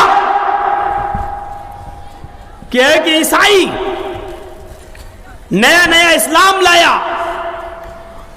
हजरत उमर फारूक ने उसको कलमा शहादत पढ़वाया, और उसने कलमा शहादत पढ़ने के बाद ख्वाहिश जाहिर की, अमीरुल मोमिनीन मैं उम्रा करना चाहता हूं। आपने कहा शौक से जाओ। उम्रा कर रहा है, ईसाई से अभी मुसलमान हुआ है, पहला उम्रा है, 4-5 दिन हुए हैं इस्लाम लाए हुए। जो कपड़ा पहनकर तवाफ कर रहा था उसकी चादर लटक रही थी जमीन पर। अचानक एक दूसरे सहाबी के पैर से दब गई, तवाफ में भीड़ होती है, वो दब गई। वो ईसाई जो मुसलमान हुआ था थोड़ा सा आगे बढ़ा, चादर जमीन पर गिर गई। इस सहाबी ने वो चादर उठाई और कहा भाई धोखे से दब गई, ये लीजिए आपकी चादर। उसने पीछे पलट के देखा, ईसाई रह चुका था, ईसाइयों में बड़ा रोब दबदबा था, उसका एक अच्छी खासी पहचान थी उसकी, एक अच्छा रोबो दबदबा था उसका। पलटा उसने चादर ली, लेकिन चादर लेने के साथ साथ उसने दाहिना हाथ उठाकर उस साहबी के गाल पे जड़ दिया, एक जोरदार थप्पड़ मारा। अंधा है, दिखता नहीं है तुझे? दूसरे दिन ये शिकायत हजरत उमर फारूक के दरबार में आती है। दूसरे दिन ये शिकायत हजरत उमर फारूक रज़ी अल्लाह तआला अन्हु के दरबार में आती है। अमीरुल मोमिनीन ने उस ईसाई आदमी को जो मुसलमान हो चुका था उसको बुलाया और कहा इधर आओ, ये सहाबी क्या कह रहे हैं। उसने इकरार कर लिया। फरमाया दो ही शक्लें हैं, या तो इनसे माफी मांगो, ये तुम्हें माफ कर दें तो तुम बच जाओगे, और अगर माफ ना करें तो उतनी जोर से इनका भी एक थप्पड़ तुम अपने दाहिने गाल पर खाओ। उस सहाबी ने माफ करने से साफ इनकार कर दिया, मैं माफ नहीं करूंगा, मैं तो थप्पड़ मारूंगा। उस ईसाई ने जो मुसलमान हुआ था क्या कहता है, अमीरुल मोमिनीन मैं फला फला कबीले का फला फला आदमी हूं और वो सब छोड़कर इस्लाम लाया हूं, इज्जतदार जिंदगी मैंने गुजारी है, एक मामूली आदमी मेरे गाल पे थप्पड़ मारेगा। हजरत उमर फारूक ने फरमाया इस्लाम लाने के बाद, इस्लाम कबूल करने के बाद ये तुम्हारे मुंह से जिहालत की बू आ रही है। इस्लाम लाने के बाद अमीरी गरीबी कहाँ रह जाती है, मामूली आदमी कहाँ रह जाता है। इस्लाम लाने के बाद तो सब बराबर हो जाते हैं, अमीरी और गरीबी नहीं देखी जाती है। अब तो तुमने इसको थप्पड़ मारा है, ये भी थप्पड़ तुम्हें खाना पड़ेगा। बोलो क्या कहते हो? उसने कहा अमीरुल मोमिनीन मुझे एक रात की मोहलत दीजिए, आज का दिन और एक रात, आज की एक दिन की मोहलत दीजिए, कल मैं अपना फैसला आपको सुनाऊंगा। यानी ये माफ नहीं करता है तो मुझे भी थप्पड़ मार दिया जाए। हजरत उमर फारूक ने उसको 24 घंटे की मोहलत दे दी। ठीक है, कल इसी वक्त चले आना, कोई तुम्हें बुलाने नहीं जाएगा, यहीं आना है तुम्हें, ठीक है। रात होती है और उसने रात की तारीकी का फायदा उठाया और वो भाग गया और फिर से मुर्तद होकर ईसाई बन गया। लेकिन हजरत उमर फारूक ने उसकी कोई परवाह नहीं की। भले ही तुम ईसाई बन रहे हो, बन जाओ, भाग गए हो, पकड़े जाओगे तो अब तो तुम्हारा जुर्म यह है कि मुर्तद होने की सजा में तुम्हारी गर्दन काटी जाएगी, लेकिन मिलोगे तब तो। वो भाग गया, हजरत उमर फारूक ने उसकी परवाह नहीं की, लेकिन इंसाफ कायम किया। थप्पड़ तुम्हें खाना पड़ेगा, अमीरी गरीबी कोई चीज, किसी कोई समन्विता, सबको बराबर की नजर से देखना, कोई छोटा और बड़ा नहीं। अरे यहां से अंदाजा लगाओ कि एक बार आप हजरत आयशा की गोद में अपनी बीवी की रान पर सर रख कर लेटे हुए थे और अपनी खादिमा को आपने आवाज दी। बुखारी शरीफ की हदीस के अल्फाज हैं, आपने उसको आवाज दी, लेकिन उसने नबी अकरम की आवाज सुन ली। आपकी खादिमा थी, खिदमत करने वाली, आवाज सुन ली लेकिन आई नहीं। आपने दोबारा आवाज दी लेकिन वो नहीं आई। तीसरी बार भी आपने आवाज दी, आवाज उसके कान तक जा रही है लेकिन वो नहीं आती है। अल्लाह के नबी ने आयशा से कहा, आयशा जरा बाहर निकल के देखो वो लौंडी, वो खादिमा कहाँ चली गई। वो लौंडी बाहर, हजरत आयशा बाहर निकलती हैं, क्या देखती हैं? वो तो दरवाजे के पास ही बकरी के बच्चे के साथ खेल रही है। उसको गोद में उठाती है, उसके कान पकड़ती है, उसको लेके चलती है, बकरी से खेल रही है। हजरत आयशा ने पूछा, तुम्हें मोहम्मद रसूलुल्लाह ने आवाज दी, क्या तुमने नहीं सुनी? उसने कहा सुनी। का दूसरी आवाज भी सुनी, का तीसरी आवाज भी सुनी, का फिर क्यों नहीं आई तुम? सर नीचे कर लिया, कोई जवाब नहीं था। अल्लाह के नबी को बुलाया, हजरत आयशा सिद्दीक़ा ने कहा ये नाटक करके नहीं आई, ये सुस्ती कर गई और नहीं आई। अरे अल्लाह के नबी इसको सजा दीजिए, ये आपकी खादिमा, इसने तीनों आवाजें सुनी। अल्लाह के नबी की कान में मिसवाक लगी हुई थी, नमाज पढ़ने का टाइम हुआ, जल्दी से मिसवाक की फिर कान में लगा ली। मिसवाक हर वक्त रहती थी आपके पास, अब तो पॉकेटें चलने लगी हैं, पॉकेट में रख लो, वो कान में रखते थे अल्लाह के रसूल। तो अल्लाह के नबी ने कि कान में मिसवाक रखी हुई थी, आपको गुस्सा आ गया, आवाज सुनी थी? हाँ सुनी थी, फिर भी नहीं आई, सर नीचे। आपने मिसवाक निकाली और उसकी तरफ बढ़े, इधर वो करीब आई और ऐसे उठाया आपने और करीब था कि उसकी पीठ पर आप 2-4 मिसवाक मार देते। मिसवाक से लगती कितनी? एक मिसवाक है, अगर तेज भी मारते तो कितनी तेज लगती। आपने उठाया और उठाने के बाद ऐसे किया, लेकिन मारा नहीं, रोक लिया। हजरत आयशा फरमाती क्या हुआ? अल्लाह के नबी की आंखों में आंसू आ गए। अम्मी आयशा कहती है कि अरे मैं पूछ रही हूं क्या हुआ, आपने इसको मारा क्यों नहीं है, ये तो सजा की मुस्तहिक है और आप रो रहे हैं। जवाब सुनिए, बुखारी शरीफ की हदीस के अल्फाज हैं, अल्लाह के नबी फरमाते हैं आयशा मेरा दिल हुआ कि इसको मारूं, मैंने मिसवाक भी निकाल ली कि इसको मारूं, मैंने हाथ भी तान लिया इसके ऊपर कि मैं इसको मारूं, लेकिन अचानक ये ख्याल आया, आए मोहम्मद इब्न अब्दुल्लाह, कहीं इस खादिमा की, कहीं इस लौंडी की गलती से ज्यादा सजा ना हो जाए, उसकी गलती कम हो और आप उसको मार रहे हैं, ये सजा उसकी गलती से ज्यादा ना हो जाए। अगर उसकी गलती से ज्यादा सजा आपने दे दी तो कयामत के दिन ये खादिमा आपके ऊपर मुकदमा दायर कर देगी और कहेगी ऐ अल्लाह मेरी गलती तो इतनी नहीं थी जितनी मोहम्मद रसूलुल्लाह ने मुझे मारा है। आयशा कयामत के दिन सजा के खौफ से और इस खातिमा के इंतकाम के खौफ से मैंने मिसवाक को रोक लिया। मुझे डर इस बात का कि कहीं इसकी गलती से ज्यादा मेरी सजा ना हो जाए, मैं इसको जो मार रहा हूं या मार दूं तो कहीं इसकी गलती से ज्यादा ना हो जाए। आपने वो मिसवाक रोक दी और नजरअंदाज कर दिया। ये खौफ था अल्लाह के नबी सल्लल्लाहु अलैहि वसल्लम का। लेकिन आप अपनी खादिमा के साथ भी बैठ के खा लेते थे, आपको कोई एतराज नहीं था, सबको बराबर की नजर से देखते थे, सबको बराबर की नजर से, समन्विता बराबर की नजर से देखते थे।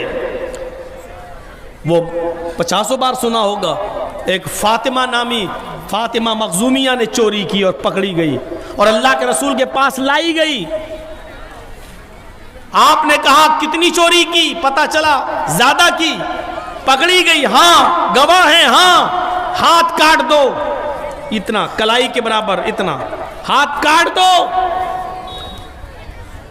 साहबा आपस में मशवरे करके कहने लगे अल्लाह के रसूल ये तो बड़े अमीर घर की लड़की है, बहुत बड़े पैसे वाले की, इज्जत और रुसूख वाले आदमी की बेटी है, नाक कट जाएगी। आपने कहा हाथ काट दो। एक सिफारिशी को भेजा गया, हजरत उसामा को अल्लाह के नबी सल्लल्लाहु अलैहि वसल्लम के पास भेजा जाता है। अल्लाह के नबी उनकी बहुत इज्जत करते थे और उनकी अक्सर बातें मान लिया करते थे। हजरत उसामा इब्न ज़ैद सिफारिश के लिए आते हैं और कहते हैं अल्लाह के नबी मुझे भेजा गया है और मैं फातिमा मखजूमिया की तरफ से सिफारिश लेकर आया हूँ। आपने हमेशा मेरी इज्जत की है, मैं चाहता हूँ कि उसका हाथ ना काटा जाए, उसको माफ कर दिया जाए, वरना ये यहूदी और ईसाई हमें जीने नहीं देंगे। इतने अमीर घर की लड़की का भी हाथ काट दिया गया। अल्लाह के नबी का जवाब ये था, आए उसामा तुम अल्लाह की हद में सिफारिश लेकर आए हो, अल्लाह की हुदूद में को तोड़ने की सिफारिश लेकर आए हो। ये हद, चोरी की सजा और जिना की सजा ये मैंने कायम नहीं की है, ये अल्लाह तबारक व तआला की तरफ से नाफिज की गई है और तुम सिफारिश लेके आए हो अल्लाह के हद को तोड़ने की। नहीं, पहले जमाने की उम्मतें इसलिए बर्बाद हुई कि उनके उमरा जब जुर्म करते थे तो छोड़ दिया जाता था और गरीब जब जुर्म करते थे तो उनको सजा दी जाती थी। नहीं, हाथ काटा जाएगा और उसका हाथ काट दिया गया। बड़ा मजाक उड़ाया, सहाबा किराम आए और कहने लगे अल्लाह के रसूल अब तो जीना मुश्किल हो गया, लोग मजाक उड़ा रहे हैं, इतने अमीर लड़की की भी चोरी, हाथ काट दिया मोहम्मद, कोई इज्जत नहीं है, अमीर की भी इज्जत नहीं है, अल्लाह के रसूल किसी की नहीं सुनते, तुम्हारे पैगंबर मोहम्मद की नजर में कोई, अरे अमीर कम से कम वो पैसा देता, दौलत देता, उससे मोहम्मद रसूलुल्लाह को बहुत फायदा होता, काम आगे बढ़ता दीन का। अल्लाह के नबी सल्लल्लाहु अलैहि वसल्लम का मुख्तसर जवाब यह था, नबी अकरम का मुख्तसर जवाब यह था, सुनिए मेरे भाइयों, आपका मुख्तसर जवाब यह था, आपने फरमाया आए सहाबियों, तुम उस औरत के बारे में कह रहे हो जो कबीले बनु मखजूम की है कि उसका हाथ काट दिया, लोगों में बहुत मजाक उड़ाया जा रहा है। सुनो, उन लोगों से कह दो जो मजाक उड़ा रहे हैं, उनसे कह दो कि वो तो फातिमा थी कबीले बनु मखजूम की। अगर उसकी जगह पर मेरी अपनी बेटी फातिमा भी होती, मेरी अपनी लड़की फातिमा भी होती, मेरी अपनी लखते जिगर फातिमा भी होती, लौ अन्ना फातिमा बिन्ते मोहम्मद सरकत लकता तो यदहा, अगर उसकी जगह पर मेरी बेटी फातिमा ने भी चोरी की होती तो मैं अपनी बेटी फातिमा का हाथ भी काट देता, मैं अपनी बेटी फातिमा का हाथ भी काट देता। ये था जनाब मोहम्मद रसूलुल्लाह सल्लल्लाहु अलैहि वसल्लम का अदल इंसाफ और सबके साथ बराबरी। एक और वाक़े की तरफ आइए। जंगे बदर में 70 काफिर मारे गए, 70 काफिर, और 70 ही को कैद कर लिया गया। लेकिन जब आपने सहाबा से पूछा इन कैद काफिरों का क्या करूं, किसी ने कहा इनको भी काट डालो, किसी ने कहा इनकी गर्दन उड़ा दो, किसी ने कहा नहीं इनको एक गड्ढे में फेंक कर आग लगा दो और जला दो, किसी ने कहा नहीं इनको माफ कर दो और छोड़ दो। अल्लाह के नबी तो बड़े रहम दिल थे, आपने ये मशवरा पसंद आया, आपने कहा ठीक है छोड़ देने की बात ज्यादा सही है, लेकिन इनको ऐसे न छोड़ा जाए, इनके घर वालों से जुर्माना लिया जाए, माले फिदिया लिया जाए और उसके बाद में इनको छोड़ा जाए। आपने एक मियाद मुतय्यन कर दी, इतना इतना माल लाओ और अपना कैदी ले जाओ। एक जुर्माना होता है, आजकल कोर्ट में लगाती हैं, जज कोर्ट भी करती है इतना जुर्माना दो, चलो ये कर लो, चलो बिगड़ टिकट के पकड़े गए, इतना जुर्माना दो, जेल से बच जाओगे। कैदी लोग, आपने कहा इतना माल लाओ और ले जाओ। जानते हो उन कैदियों में 70 कैदी थे, 70, एक एक करके सबको छोड़ दिया गया, सबके रिश्तेदार आए, माल दे गए और अपना कैदी छुड़ा ले गए, सिर्फ एक कैदी बाकी बचा।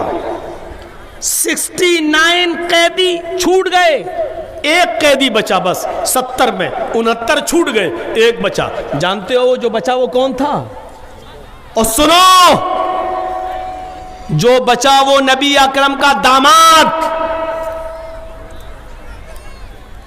नबी अकरम का दामाद अबुल आस। ओफो, ये काफिरों की तरफ से लड़ते हुए आए, कैद कर लिए गए। इनके पास और इनके घर वालों के पास इतना माल नहीं था कि वो अपना कैदी छुड़ा सकें। अबुल आस की बीवी थी मोहम्मद रसूलुल्लाह की बेटी, बड़ी बेटी, कौन? ज़ैनब।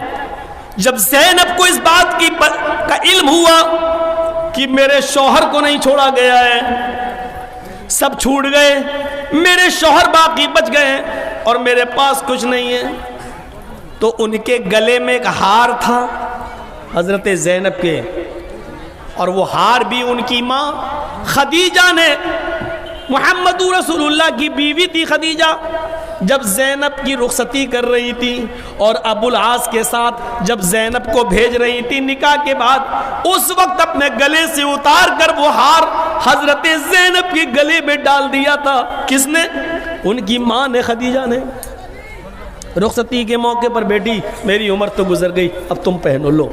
अपनी बेटी ज़ैनब के गले में वो हार डाल दिया था, बहुत कीमती नहीं था, उस हार की कीमत भी इतनी नहीं थी कि वो अबुल आस को छुड़ा सके, लेकिन हजरत ज़ैनब के पास उस हार के अलावा कुछ नहीं था।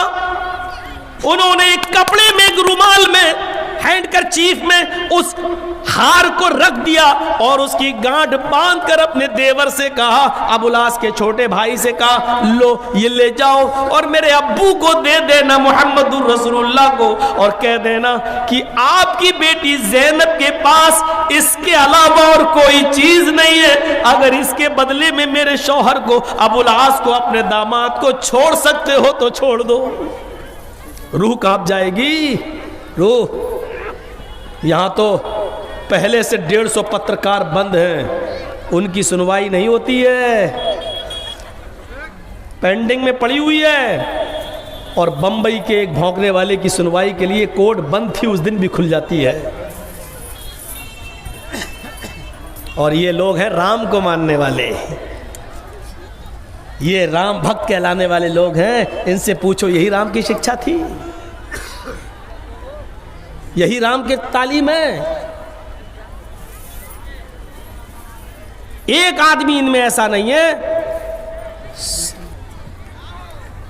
एक हार रुमाल में बंद करके दे दिया जाओ, और क्या कहा, कह देना आपकी बेटी ज़ैनब के पास इसके अलावा कुछ नहीं है। अल्लाह के नबी ने भी 69 को छोड़ दिया, लेकिन अपने दामाद को नहीं छोड़ रहे हैं, इसलिए कि जो माल सबसे मांगा गया उनके घर वाले रिश्तेदार लाए ले गए। आया अबुल आस, तुम मेरे दामाद जरूर हो, लेकिन तुम्हारे रिश्तेदारों को भी उतना माल लाना पड़ेगा, फिर तुम्हें ले जाया जा सकता है। थोड़े कुछ दिन, 1-2 दिन के बाद जब अबुल आस का देवर, अबुल आस का छोटा भाई ज़ैनब का देवर, जब वो रुमाल लेके पहुंचा तो अल्लाह के नबी ने दूर से देखकर कहा, आए ज़ैनब के देवर, ओ मेरी बेटी के देवर, माल लाए हो जो बताया था? कहा नहीं, आपकी बेटी ने ये रुमाल दिया है, इसमें कुछ है। का क्या है, आप ही देख लीजिए। और आपकी बेटी ने ये फरमाया है कि मेरे पास इसके अलावा कोई चीज नहीं है, अगर इसके इवज में मेरे शौहर को छोड़ना चाहें तो छोड़ दें। अल्लाह के नबी ने इशारा किया, इधर लाओ। जब रुमाल खोला और वो हार जो कभी जनाबे मोहम्मद रसूलुल्लाह अपनी बीवी खदीजा के गले में देखा करते थे और आपको खुशी हुआ करती थी, वो हार खदीजा के गले में पहना हुआ कभी आप देखते थे, आपको 30 साल पुरानी खदीजा की याद आने लगी। उस हार को देखते ही आपके आंखों में आंसू आ गए, मुर्गे बसमल की तरह मोहम्मद रसूलुल्लाह तड़पने लगे खदीजा की याद में, और उस हार को वैसे ही रुमाल में बांध दिया। नहीं ऐ ज़ैनब, जो हार तेरी मां ने तुझे रुखसती के मौके पर दिया था, मैं खदीजा की निशानी माले फिदिये में कैसे ले लूं? मैं खदीजा की निशानी माले फिदिये में कैसे ले लूं? मैं नहीं ले सकता। हार वापस कर दिया और फौरन शूरा बुलाई। शूरा फौरन सहाबा किराम को बुलाया, फरमाया साथियों क्या किया जाए, ये हार तो मैं ले नहीं सकता और तुम्हारी इजाजत के बिना मैं अबुल आस को छोड़ नहीं सकता। सब कुछ है, हाकिम है, जज है, सुप्रीम कोर्ट के सबसे बड़े जज है मोहम्मद रसूलुल्लाह, लेकिन इसके बावजूद क्या कह रहे हैं, तुम्हारा जब तक मशवरा नहीं होगा मैं छोड़ नहीं सकता। यहां तो वन मैन हीरो, मैं ही हीरो हूं। आम को इमली कह दूं तो वो इमली ही है, और भक्त भी इमली कह रहे हैं। ये हाल है, ये सूरत, तुम्हारे मशवरे के बगैर नहीं छोड़ सकता। साहबा ने कहा नहीं अल्लाह के रसूल, हम लोग, अरे आप नहीं, आप जो फैसला करें। नहीं, तुम्हारे रिश्तेदारों को तो मैंने माले फिदिया लेके छोड़ा, कल तुम यह मत कह देना कि मोहम्मद रसूलुल्लाह ने अपने रिश्तेदार को बगैर माल के छोड़ा। नहीं। अच्छा, सारे सहाबा ने कहा अय अल्लाह के रसूल, हम दिल से आपको इजाज़त देते हैं कि आप छोड़ दीजिए, बगैर माल के छोड़ दीजिए। फिर आपने अबुल आस की हथकड़ियां छोड़ी, जैसी हथकड़ियां उनकी ढीली की छोड़ दी, हटा दी, हथकड़ियों से आजाद कर दिया और अपने करीब बिठाया। अबुल आस, आज भी मैं तुमसे एक चीज मांग रहा हूं, अगर वो चीज दे दोगे तो मैं समझूंगा कि वही माल है और मैं छोड़ दूंगा। है वही माल है? कहा अल्लाह के नबी, अगर वो मेरे देने का है तो मैं दे सकता हूं, लेकिन मेरे पास तो इस हार के अलावा मेरी बीवी के पास कुछ नहीं है। अगर कुछ और लेना चाहते हैं, अगर मैं उसका मालिक हुआ तो जरूर। फरमाया तुम उसके मालिक हो? कहा क्या? कहा आया अबुल आस, फिर मेरी एक शर्त है और उसी को मैं माल मान लूंगा। कहा क्या? आया अबुल आस, तुम काफिर हो और मेरी बेटी ईमान ला चुकी है, इस्लाम ला चुकी है, लिहाजा किसी मोमिना औरत के लिए काफिर शौहर जायज नहीं है। तुम हालत कुफ्र में रहो और मेरी बेटी से मिलो, ये मेरी बेटी के लिए ठीक नहीं है। आए अबुल आस, तुम यहां से घर जाओ, इस शर्त पे मैं तुम्हें छोड़ रहा हूं कि तुम मेरी बेटी ज़ैनब को मेरे घर वापस कर जाओ। मैं तुम्हारा इंतजार करूंगा, तुम्हारे ईमान लाने तक, तुम्हारे इस्लाम कबूल करने तक मैं ज़ैनब का निकाह किसी दूसरी जगह नहीं करूंगा। आए अबुल आस, वो तुम्हारी अमानत है, तुम्ही को मिलेगी। मैं तुम्हारे इस्लाम लाने का इंतजार करूंगा, मैं तुम्हारे ईमान लाने का इंतजार करूंगा, लेकिन जब तक तुम इस्लाम नहीं लाते तुम्हें ज़ैनब को मेरे पास छोड़ना पड़ेगा। कहने लगे ठीक है, मैं आपकी शर्त को पूरा कर देता हूं। अबुल आस जाते हैं और ज़ैनब से कहते हैं कि मुझे इस शर्त पर तुम्हारे अब्बू ने छोड़ा है। ज़ैनब कहती है मेरे अब्बू ने जो बात कही है वो अल्लाह की तरफ से है, इसलिए कही है, मैं भी तुम्हारे लिए हलाल नहीं हूं। हाँ, तुम मेरे शौहर हो और रहोगे, लेकिन आए अबुल आस, मेरे अब्बू की बात मानकर तुमने अच्छा किया है, मैं भी तुम्हारे इस्लाम लाने का इंतजार करूंगी, तुम्हारे ईमान लाने का इंतजार करूंगी। अबुल आस छोड़ गए और फिर चंद ही महीनों के बाद फिर वो इस्लाम ले आए। पहले छोड़ गए, फिर इस्लाम ले आए।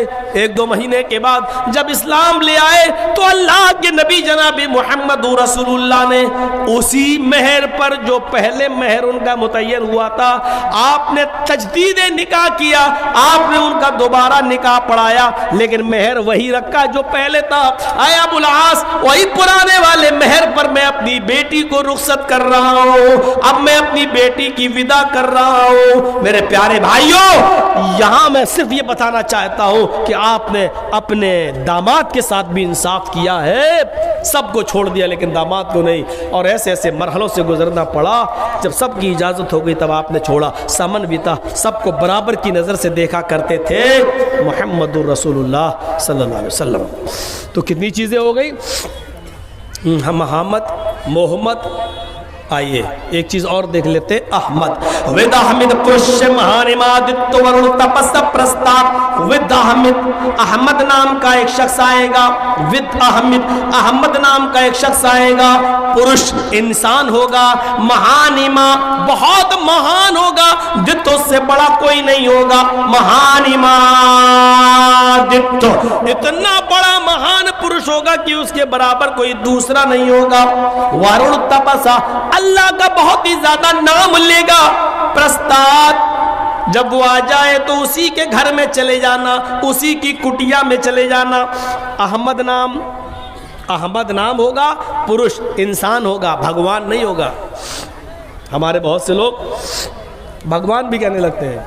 आप देख लीजिए, किसी भी धर्म को उठाकर देख लो, उन्होंने अपने यहाँ आने वाले किसी भी महान पुरुष को इंसान रहने ही नहीं दिया। जैनी को देख लो, महावीर जी को क्या कहते हैं, जैनी किसको मानते हैं, महावीर जी को, लेकिन जैनियों के मंदिर में जाओगे तो क्या लिखा होगा, महावीर भगवान, इंसान से निकाल के भगवान। सिखों के यहाँ चले जाओ, गुरु नानक की जहाँ मूर्ति मिलेगी उसके नीचे लिखा होगा नानक भगवान, उन्होंने नानक को भगवान का दर्जा दे दिया। आप ईसाइयों में चले जाइए, उन्होंने क्या कहा, ईसा अलैहिस्सलाम को सन ऑफ गॉड, अल्लाह का बेटा। यानी अल्लाह है और ईसा कौन है, अल्लाह के बेटे। बेटा और अल्लाह दोनों एक ही चीज है। अल्लाह अगर नूर तो बेटा भी नूर, अल्लाह का बेटा, सन ऑफ गॉड। बल्कि एक फिरका ईसाइयों का तो 3/1 और 1/3 मानता है, 3 एक और 1 3, 1 3 है और 3 1 है। यानी ईसा, मरियम और अल्लाह, ईसा, मरियम और रूहुल कुदुस, ईसा और मरियम और खुदा, ईसा, मरियम और अल्लाह, ये तीनों एक है। ईसा ही अल्लाह है, ईसा ही मरियम है, मरियम ही ईसा है, मरियम ही अल्लाह है, अल्लाह ही ईसा है, अल्लाह ही मरियम है। समझ गए? इसको कहते हैं 1/3 3/1, 1 3 3 1। अल्लाह ही ईसा है, अल्लाह ही मरियम है। ईसा ही अल्लाह है, ईसा ही मरियम है। मरियम ही अल्लाह है और मरियम ही ईसा है। 1 3 3 1। एक फिरका ईसाइयों का ये कहता है और एक कहता नहीं, ईसा अलैहिस्सलाम अल्लाह नहीं, अल्लाह के बेटे हैं और मरियम उनकी माँ है। बगैर बाप के अल्लाह ने उनको मरियम को बगैर शौहर के अल्लाह ने बेटा दिया, ईसा बगैर बाप के आए। लेकिन सिर्फ बाइबल इतना कहती है कि ईसा को अल्लाह ने बगैर बाप के पैदा किया, लेकिन पाक दामन का लफ्ज नहीं मिलेगा। पूरी बाइबल पढ़ जाइए। यहूदियों ने इल्जाम लगाया दुनिया में आज तक कोई बगैर बाप के आया ही नहीं है। ईसा बगैर बाप के आए। ईसा की मां मरियम जानिया है, बदचलन है। ये यहूदियों ने ईसाइयों पर इल्जाम लगाया तो अल्लाह ताला ने कुरान नाजिल करके ईसाइयों पर कयामत तक के लिए एहसान कर दिया। ईसाइयों, तुम कुरान को मानो या ना मानो, लेकिन कुरान का यह एहसान तुम्हारे ऊपर कयामत की सुबह तक रहेगा कि अल्लाह ताला ने हजरत मरियम की पाक दामनी का ऐलान करते हुए कहा कि ईसा की मां मरियम पाक दामन है। ईसा सिर्फ अल्लाह के हुक्म और उसके कलमे से पैदा हुए हैं। ईसा की मां पर बुरा और गंदा इल्जाम न लगाओ, उनको किसी मर्द ने छुआ भी नहीं है। वो तो अल्लाह के हुक्म से ईसा को अल्लाह ताला ने पैदा किया है, इसलिए कि इन्ना अल्लाह अला कुल्ल शैइन कदीर, अल्लाह हर चीज पर कादिर है। ईसाइयों पर एहसान कर दिया। तो किसी ने गौतम बुद्ध को देख लो, बुद्धिस्टों ने गौतम बुद्ध को, वो गौतम बुद्ध जिसकी बीवी थी, वो गौतम बुद्ध जो अपनी बीवी को छोड़कर और अपना बेटा राहुल को छोड़कर जंगलों में सच्चाई को तलाश करने के लिए निकल गया, और फिर उसने पूरी जिंदगी पेड़ के पत्ते चबा चबा कर और पेड़ की टहनियां नोच नोच कर उसने अपनी पूरी जिंदगी सच्चाई की तलाश में जंगल में गुजार दी। वो एक इंसान था, उसकी शादी भी हुई थी, उससे बेटा राहुल भी पैदा हुआ गौतम बुद्ध से, लेकिन बुद्धिस्टों ने गौतम बुद्ध को भी इंसान नहीं रहने दिया और उनको इंसानियत से निकाल कर बुद्ध भगवान का दर्जा दे दिया। आज दुनिया में जितने भी मजहब हैं, उन मजहब के मानने वालों ने अपने यहां आने वाले किसी भी महान पुरुष को इंसान नहीं रहने दिया, भगवान का दर्जा दिया। ये सिर्फ मोहम्मद रसूलुल्लाह सल्लल्लाहु अलैहि वसल्लम की शख्सियत है जो इस दुनिया में आई तो क्या फरमाया, जब तुम अल्लाह की इबादत की गवाही दो और कलमा पढ़ो कि अशहदु अल्ला इलाहा इल्लल्लाह, मैं गवाही देता हूं कि अल्लाह के अलावा कोई माबूद नहीं, और जब मेरा नंबर आए तो मुझे मानो, तो रसूल बाद में मानना, इंसान पहले मानना, और ये कलमा पढ़ना, व अशहदु अन्ना मुहम्मदन अब्दुहु व रसूलुहु, पहले अब्दुहु कहना बाद में रसूलुहु कहना, पहले कहना मैं गवाही देता हूं इस बात की कि मोहम्मद सल्लल्लाहु अलैहि वसल्लम अल्लाह के बंदे हैं, और फिर बाद में कहना कि अल्लाह के रसूल हैं, उसके बंदे भी हैं और उसके रसूल हैं। पहले मैं अपने बाप का बेटा मोहम्मद इब्ने अब्दुल्लाह हूं और 40 साल के बाद मुझे अल्लाह का रसूल बनाया गया। मैं पहले मोहम्मद इब्ने अब्दुल्लाह हूं और 40 साल के बाद मोहम्मद रसूलुल्लाह बनाया गया।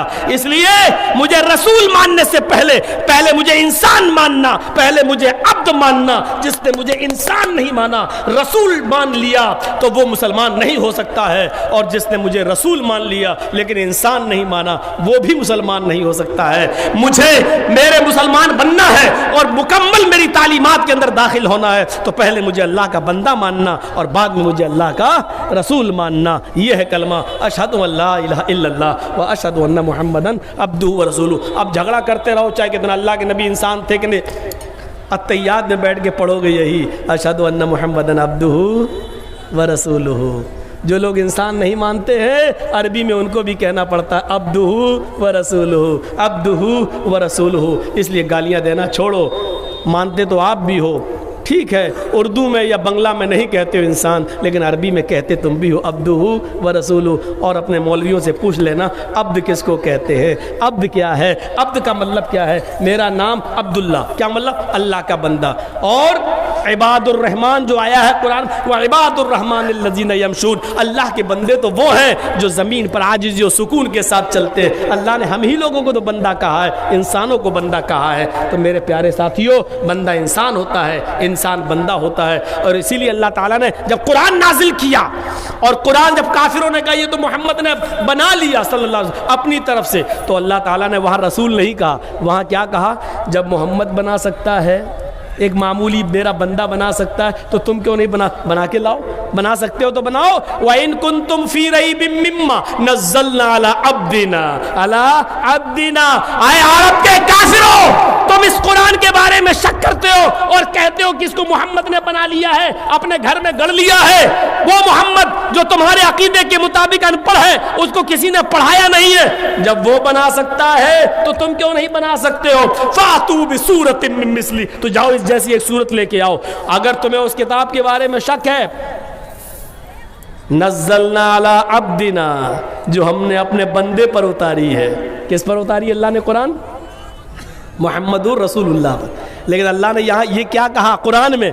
नज़्ज़लना अला अब्दिना। अल्लाह ने ये नहीं कहा नज़्ज़लना अला रसूलिना, ये नहीं कहा अल्लाह ने, जो हमने अपने रसूल पर उतारी है, ये नहीं कहा। अल्लाह ने ये भी नहीं कहा नज़्ज़लना अला नबीना, जो हमने अपने नबी पर उतारी, ये भी नहीं कहा। बल्कि तुम्हारा और हमारा अकीदा सही हो जाए इसलिए क्या कहा? व इन कुंतुम फी रैबिम मिम्मा नज़्ज़लना अला अब्दीना, जो हमने अपने बंदे जनाब मुहम्मद रसूलुल्लाह पर उतारी है। अकीदे की इस्लाह करना चाहिए हमें और आपको सबको। तो मेरे प्यारे साथियों, यहाँ पर हमें और आपको गौर करना चाहिए।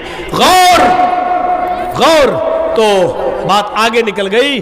तो मैं ये कह रहा था कि सब ने वो मान लिया, लेकिन मुहम्मद रसूलुल्लाह सल्लल्लाहु अलैहि वसल्लम ने अपने आप को कभी भगवान नहीं कहलवाया, भगवान नहीं। बल्कि एक बार तो ऐसा हुआ कि किसी ने कहा कि हमारे गांव में पानी वानी नहीं आ रहा, जाओ अल्लाह के रसूल से शिकायत करो। मुस्तद अहमद के सफ़ात पर यह मंज़र देखा जा सकता है। तो एक आए बेचारे, वो कभी मिलने नहीं आए थे अल्लाह के रसूल से, बहुत दूर से आए। तो उन्होंने सोचा कि अल्लाह के रसूल होंगे। अब नबी अकरम का चेहरा देखता है तो उसका सारा रौब आ गया, नबी का रौब उसके दिल में। अल्लाह के नबी ने बैठे थे, हाँ बोलो भाई क्या बात है, क्या परेशान?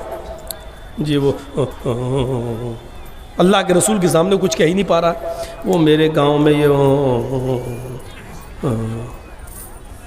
क्या बात भाई, क्यों नहीं? नहीं वो इतना रौब था नबी के चेहरे पर कि वो जैसी देखता कह ही नहीं पा रहा। जैसे कोई बहुत बड़े लीडर और नेता के सामने आवाज़ ना निकले। तो अल्लाह के रसूल ने उसका दिल ख़त्म करने के लिए डर उठे और उसके ये दोनों कंधे पकड़े, ये दोनों कंधे। क्या बात है, बोलो। अभी भी नहीं बोल रहा। तो आपने क्या कहा? आपने कहा लस्तो इन्नी मलक, मैं कोई बादशाह नहीं हूं। क्यों डर रहे हो मुझसे? मैं बादशाह नहीं हूं, क्यों डर रहे हो? फिर आपने कहा मुझे उस औरत ने अपने पेट से बाहर निकाला है, मुझे उस औरत ने जना है। ताकुल कदीद, कदीद, कदीद का लफ्ज देखिए, ताकुल कदीद, जो गोश्त के सूखे टुकड़े खाती थी, खुश्क गोश्त खाती थी। मैं उस माँ का बेटा हूँ, मुझे उस माँ ने पैदा किया। कदीद किसको कहते हैं? अरब के अंदर क्या होता था, एक ऊँट काटा, ज़िबा किया, नहर किया, और गोश्त के 5-5 किलो तो 3-3, 4-4 किलो के टुकड़े धूप में सुखा लेते थे, धूप में, और उसमें नमक लगा दिया करते थे, साल्ट, नमक लगा के धूप में खुश्क कर लिया है। और खुश्क करने के बाद उस गोश्त को रख लेते थे वो लोग अपने पास। अब ज़रूरत पड़ती थी तो उसी में से थोड़ा सा काटा और पका के खाया। फिर 10-15 दिन के बाद फिर काटा, फिर पका के खाया। उसको अरबी में कहते हैं कदीद, जिसको सुखा कर हिफाजत के साथ रख लिया गया हो और 3-4 महीने उसी में से खाया जाए। 1-2 इलाके ऐसे ही हैं आपके बंगाल में। लोगों ने मुझे एक बार बहुत अच्छी मेदिनीपुर साइड में कुछ खिलाया, मुझे खाना मुझे बड़ा अच्छा लगा। तो कहने लगे मौलाना शाम को क्या खाएंगे आप? जब शाम हो गई तो बोले क्या? हमने कहा कुछ भी बना लो। कहने नहीं बताइए। मैंने कहा यार वही बना लो जो दोपहर में बनाया था, मुझे बहुत अच्छा लगा था। तो उन्होंने फिर बना दिया।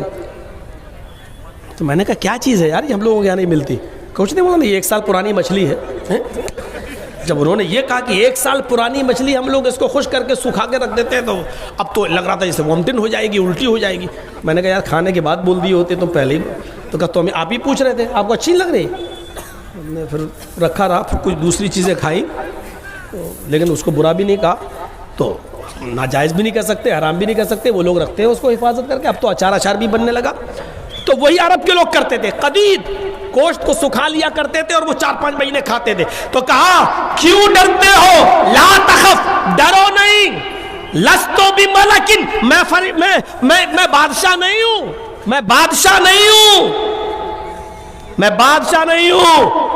अनबनु इमरातिन ताकुलुल कदीद, मैं उस माँ का बेटा हूं जो गोश्त के सूखे टुकड़े खाती थी। यानी ये बताने के लिए उसके दिल से डर निकाल रहे हैं कि मैं भी तुम्हारी तरह का एक इंसान हूं, जैसे तुम अपनी माँ के पेट से पैदा हुए वैसे मैं भी अपने माँ के पेट से पैदा हुआ। मेरी माँ तो इतनी गरीब थी कि उसको ताज़ा गोश्त भी नहीं मिलता था, बल्कि वो गोश्त के सूखे टुकड़े खाती थी। इस तरीके से कहकर आप उसके दिल से डर निकाल रहे हैं अपना। तो वेदा मित पुरुष वो इंसान होंगे, महान इबादत, बड़े महान होंगे, उनके बराबर कोई दूसरा नहीं होगा। वरुण तपस अल्लाह का बहुत ही नाम लेंगे। ईश्वर का, अल्लाह का तो इतना नाम लिया कि आप तसव्वुर नहीं कर पाएंगे। अल्लाह का कितना नाम लिया अल्लाह के नबी ने, आप तसव्वुर नहीं कर पाएंगे। सुबह से लेके शाम तक के एक वजीफे पर जरा नजर डाल लो। सुबह सो के उठते हैं, आँख खुलती है तो सबसे पहले अल्लाह का नाम, अल्हम्दुलिल्लाहिल्लज़ी अहयाना बअदा मा मातना व इलैहिन नुशूर। आँख खुली तो सबसे पहले अल्लाह का नाम, अल्हम्दुलिल्लाहिल्लज़ी, अल्हम्दुलिल्लाह, अल्लाह का नाम। सोकर उठते हैं, अब इस्तंजा करने जा रहे हैं, वहां जब जाते हैं लेटरीन में या पेशाब करने के लिए तो अल्लाहुम्मा इन्नी अऊज़ु बिका मिनल खुबुस वल खबाइस, अल्लाह का नाम। लेटरीन से वापस आते हैं, अल्लाह का नाम। वुजू बनाने के लिए बैठते हैं तो बिस्मिल्लाह, अल्लाह का नाम। वुजू बनाकर जब मस्जिद के अंदर दाखिल होते हैं, नमाज पढ़ने जा रहे हैं, वुजू बनाकर मस्जिद में जाते हैं तो दाहिना कदम मस्जिद में रखते हैं तो अल्लाहुम्मा फ़्तह ली अबवाब रहमतिक, अल्लाह का नाम, अल्लाह का नाम। हाँ, कभी मस्जिद में वुजू बनाया तो बिस्मिल्लाह, अल्लाह का नाम। और वुजू बनाकर जब फारिग हुए तो अशहदु अल्ला इलाहा इल्लल्लाह, अल्लाह का नाम। अब नमाज पढ़ने के लिए खड़े हुए तो अल्लाहु अकबर, अल्लाह का नाम। जब तक खड़े हैं अल्हम्दुलिल्लाहि रब्बिल आलमीन, अल्लाह का नाम। रुकू में जा रहे हैं, अल्लाहु अकबर, अल्लाह का नाम। रुकू में भी अल्लाह का नाम, सुबहान रब्बियल आला, सुबहान रब्बियल आज़ीम, सुबहान रब्बियल आज़ीम। और रुकू से उठ रहे हैं तो समी अल्लाहु लिमन हमिदा, अल्लाह का नाम। अल्लाहु अकबर कहकर सजदे में जा रहे हैं, अल्लाह का नाम। सजदे में भी दुआ पढ़ रहे हैं तो सुबहान रब्बियल आला, अल्लाह का नाम। सजदा करके उठे और दूसरा सजदा करना चाहते हैं, दोनों सजदों के बीच में अल्लाहुम्मा ग़फ़िरली वरहमनी वहदनी वआफ़िनी वरज़ुक़नी, अल्लाह का नाम, अल्लाह का नाम। 2 रकात में बैठे तो अत्तहियात में अल्लाह का नाम, आखिरी रकात में बैठे तो दरूद शरीफ भी अल्लाहुम्मा सल्ली अला मुहम्मद और अल्लाहुम्मा इन्नी अऊज़ु बिका मिनल खुबुसि वल खबाइस, या अल्लाहुम्मा इन्नी अऊज़ु बिका मिन अज़ाबिल कब्र व अऊज़ु बिका, ये पूरी दुआ। और अल्लाहुम्मा इन्नी ज़लमतु नफ्सी, ये पूरी दुआ अल्लाह के नबी सल्लल्लाहु अलैहि वसल्लम पढ़ रहे हैं। नमाज जब शुरू की थी तो अल्लाह के नाम से, अब ख़त्म करने की बारी आई तो अल्लाह के नाम पर अस्सलामु अलैकुम व रहमतुल्लाह, अल्लाह के नाम पे नमाज ख़त्म। लेकिन मस्जिद में बैठे हैं तो अल्लाह का नाम, अल्लाहु अकबर, अस्तगफिरुल्लाह, सुभान अल्लाह, अल्हम्दुलिल्लाह, अल्लाहुम्मा अंतस्सलाम व मिनकस्सलाम, पूरी दुआ।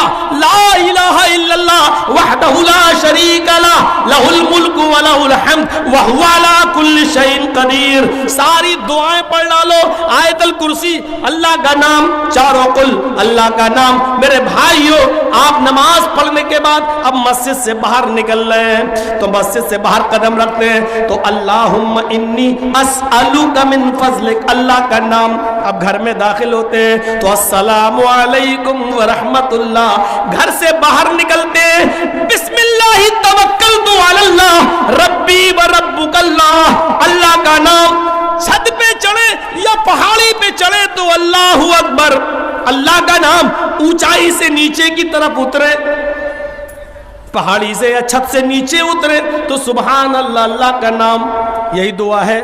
जहाज पे बैठ जाओ तो दुआ पढ़ो सुभान अल्लाज़ी सख़्खर लना हाज़ा व मा कुन्ना लहू मुक़रिनीन। जब उड़ने लगे और जमीन को छोड़कर जब ऊंचाइयों पे जाने लगे तो दुआ पढ़ो अल्लाहू अकबर। और जब वो फ्लाइट आपका प्लेन जब लैंड करने लगे, जमीन पर उतरने लगे, तो पढ़िए सुभान अल्लाह पढ़ते रहिए। जब वो अपना पहिया अपना व्हील जमीन पर रख दे तो सुभान अल्लाह पढ़ना छोड़ दीजिए। ये दुआएं सिखलाई हैं मेरे भाइयों। अल्लाह के नबी सल्लल्लाहु अलैहि वसल्लम में छींक आए तो अल्हम्दुलिल्लाह, हमें छींक आई का अल्हम्दुलिल्लाह, तो आपने सुना तो कहो यरहमुकल्लाह। अल्लाह का नाम कोई मुलाकात किया तो अस्सलामु अलैकुम रहमतुल्लाह, अल्लाह का नाम। आप भी जवाब दीजिए वालेकुमुस्सलाम रहमतुल्लाह, अल्लाह का नाम। हाथ मिलाया तो यगफिरुल्लाहु लना व लकुम, अल्लाह का नाम। मुआनिका कीजिए, गले मिलिए, एक दूसरे को दुआएं दीजिए। हाँ, सब काम कर लिए, अब खाना खाने बैठे तो बिस्मिल्लाह अल्लाह का नाम। खाना खाकर फारिग हुए तो अल्हम्दुलिल्लाह अल्लाह का नाम। इन सारे कामों से फारिग होकर अब बिस्तर पर अगर सोने के लिए जा रहे हैं तो अल्लाहुम्मा बिइस्मिका अमूतु व अहया, अल्लाह का नाम लेकर अब आप बिस्तर पर भी सोने के लिए जा रहे हैं। यहाँ तक कि अगर रात में आप अपनी बीवी से हम बिस्तरी करना चाहते हैं, मुजामियत करना चाहते हैं, आपका इरादा है मियाँ बीवी दोनों तैयार हैं, तो उस मौके पर भी आपको अल्लाह का नाम अल्लाहुम्मा जन्निबना शैतान व जन्निबिश शैतानी मा रज़क़तना, ये हम बिस्तरी की दुआ, यहाँ पर भी अल्लाह का नाम। अल्लाह हम मियाँ बीवी एक दूसरे से जिस्मानी ताल्लुकात कायम कर रहे हैं, अल्लाह इसके बदले में अगर तू मुझे कोई औलाद दे तो नेक औलाद देना, उसको शैतान के शर से महफूज रखना, उसको शैतान के असर से महफूज रखना। वेद कह रहा है वो उड़ता पसा अल्लाह का बहुत नाम लेंगे। इतना नाम लिया अल्लाह के रसूल सल्लल्लाहु अलैहि वसल्लम ने अल्लाह का कि सुबह से लेकर शाम तक अल्लाह ही अल्लाह हो रही है, अल्लाह ही अल्लाह हो रही है। और दूसरे धर्म के अंदर तो नाम ही नहीं मिलता। हिंदू भाइयों से पूछो कि वो कितना नाम लेते हैं अपने भगवान का, रामचंद्र जी का पूछो, बस चलते चलते कहीं गिर गए, हाय राम, गिर जाए तो याद आते हैं या खुशी में ओह हाय राम, बस खुशी या गमी में हर वक्त राम थोड़ी याद आते हैं। या किसी जगह बैठ जाओ मंदिर में चिमटा बजाते हरे राम हरे राम हरे राम हरे राम हरे राम, वो एक अलग बात हो गई है। लेकिन उठते बैठते लेटते सोते जागते नहीं। ईसाइयों से पूछो वो कितना नाम लेते हैं अल्लाह का, या अपने वो गिरे तो ओ माई गॉड, ओ माई गॉड, बस गिरे तो ओ माई गॉड, या कोई खुशी ओ माई गॉड, बस इसके आप नहीं। सबसे ज्यादा अल्लाह का नाम लेता हुआ अगर कोई नजर आता है तो वरुण तपसा, वही सबसे ज्यादा तपस्या करने वाले कौन, जनाबे मुहम्मदुर रसूलुल्लाह सल्लल्लाहु अलैहि वसल्लम। और जोर से कहो सल्लल्लाहु अलैहि वसल्लम। सबसे ज्यादा अल्लाह को नाम लेने वाले, अल्लाह का को याद करने वाले। इसके बाद वेद क्या कहता है, प्रस्तात, उसी की कुटिया में चले जाना, यानी जो धर्म उनका होगा उसी को, उसी घर में चले जाना, उसी धर्म को, उसी मजहब को स्वीकार कर लेना। और आगे तो इतनी बड़ी बात कह दी है प्रस्ताव के बाद, यन्याय, स्वर्ग में जाने का, पैराडाइज में जाने का, जन्नत में जाने के लिए अहमद के रास्ते के अलावा कोई दूसरा रास्ता नहीं, अहमद के रास्ते के अलावा कोई दूसरा रास्ता नहीं है। ये भी कह दिया। मेरे प्यारे साथियों, हमारे हिंदू भाइयों को भी सोचना चाहिए। हम नहीं कह रहे हैं कि वो मुसलमान बने, पढ़ना चाहिए, मुताला करना चाहिए, स्टडी करना चाहिए, और वेदों को और गीता और रामायण वगैरह को पढ़कर जो बातें उसमें लिखी हैं उन पर आप ये मत जाइए राम भक्त हैं ही नहीं। इस पार्टी को छोड़ दीजिए, सबसे ज़्यादा बलात्कारी इसी में, सबसे ज़्यादा झूठे इसी में, सबसे ज़्यादा बेईमान इसी में। देखते रहे हो आप, सारे चैनलों ने बिहार की फिजा क्या बताई थी, खुद इनके अपनी गोदी मीडिया के चैनलों ने बिहार की फिजा क्या बताई थी। और देख लीजिए किस तरीके से खेल बदला गया है। नंगा नाच बिहार में सरकार तो तेजस्वी की है, माफ़ कीजिएगा, बहुत उसूल के बात कह रहा हूं मैं, ये मेरी दिल की। आप सब जगह हुकूमत कर सकते हो लेकिन दिलों पर हुकूमत नहीं कर सकते हो। ये मेरा दिल है। कानूनी तौर पर हम नीतीश कुमार को मुख्यमंत्री मानते हैं, संविधान के उसूल पर हम मानते हैं, लेकिन मेरा दिल नीतीश कुमार को मुख्यमंत्री नहीं मानता है। मेरा दिल तेजस्वी को बिहार का राजा और बिहार का मुख्यमंत्री मानता है। मेरे प्यारे साथियों, अगर दिल की आवाज पर मुकदमा चला सकते हो तो चलाओ। तो चलाओ, दिल में तो जाने कितनी मर्तबा किसको गालियां निकलती हैं, किस किस पे मुकदमा चलाओगे, किस किस पे मुकदमा चलाओगे। मेरे भाइयों, दिलों पर ख्वाब और दिलों पर मुकदमे नहीं चलते हैं। ख्वाब में कोई किसी को देख ले और पता नहीं देखते ही हैं, तो क्या मतलब आप, हम ख्वाब में पता नहीं किसी को कत्ल भी कर दिए हैं, तो क्या मतलब मुकदमा चलाओगे मेरे? उधर बैठे हुए लोग भी पता नहीं ख्वाब में किस किस को देखते होंगे, हम ये कर रहे हैं तो ये ना हो जाए, तो ये ना हो जाए, तो ये ना हो जाए, तो ये ना हो जाए। मेरे भाइयों, यही हाल, बस आखिरी बात कह रहा हूँ, फिर से हम आपके मिजाज को जोड़ने की कोशिश कर रहे हैं। बंगाल वालों, तुम्हारे ऊपर पूरे हिंदुस्तान की नज़र टिकी हुई है। हम लोग तो यूपी छोड़ के अब बंगाल सोच रहे हैं कि यहाँ शिफ्ट हो जाएं, लेकिन ऐसा ना हो कि बंगाल में, तो ये तमाम चीज़ें हैं। बंगाल वालों, थोड़ा सा लिहाज रखिएगा, सोचिएगा, पूरे हिंदुस्तान की नज़रें तुम्हारे ऊपर लगी हुई हैं। अपने वोटों को बिखरने मत दीजिएगा, एक हो जाइए और एक होकर सबूत दीजिए अपनी एकता का, अपने इत्तेहाद का। थोड़ा सा मोटा खर्चा मस्जिद है, क्या है, किस चीज़ का है खर्चा? अच्छा, थोड़ा सा बहुत जिंदा हुआ है, अकेले एक आदमी ने, बेचारों ने अपनी तरफ से किया है। तो जो भी आपसे हो सके, इतना देर बोलने के बाद मैं 10 मिनट यहाँ बैठा हूँ, स्टेज पे आप लाते जाइए और देते जाइए। 10 रुपये, 20 रुपये, 50 रुपये, 100 रुपये, जो भी आप दें, अल्लाह ताला आपको इसका अजर अज़ीम अता फरमाएगा, आपको रायगा नहीं जाने देगा। हम अल्लाह से दुआ करते हैं कि बारे अल्लाह, हम तमाम लोगों को जब तक ज़िंदा रख, इस्लाम पे हमें ज़िंदा रखना, और जब हमारा ख़ात्मा हो तो ईमान पर हमारा ख़ात्मा फरमाना। अल्लाह, हम तमाम लोगों को मुताला करने की तौफ़ीक़ अता फरमा और उस पर हमें चलने की तौफ़ीक़ अता फरमा। किताब व सुन्नत का हमें शिदाई बना ले। मोहम्मद रसूलुल्लाह की मोहब्बत हमारे दिलों में पैदा फरमा दे।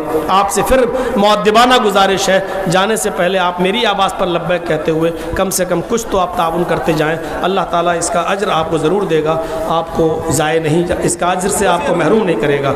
सलामु अलैकुम व रहमतुल्लाहि व बरकातुहू।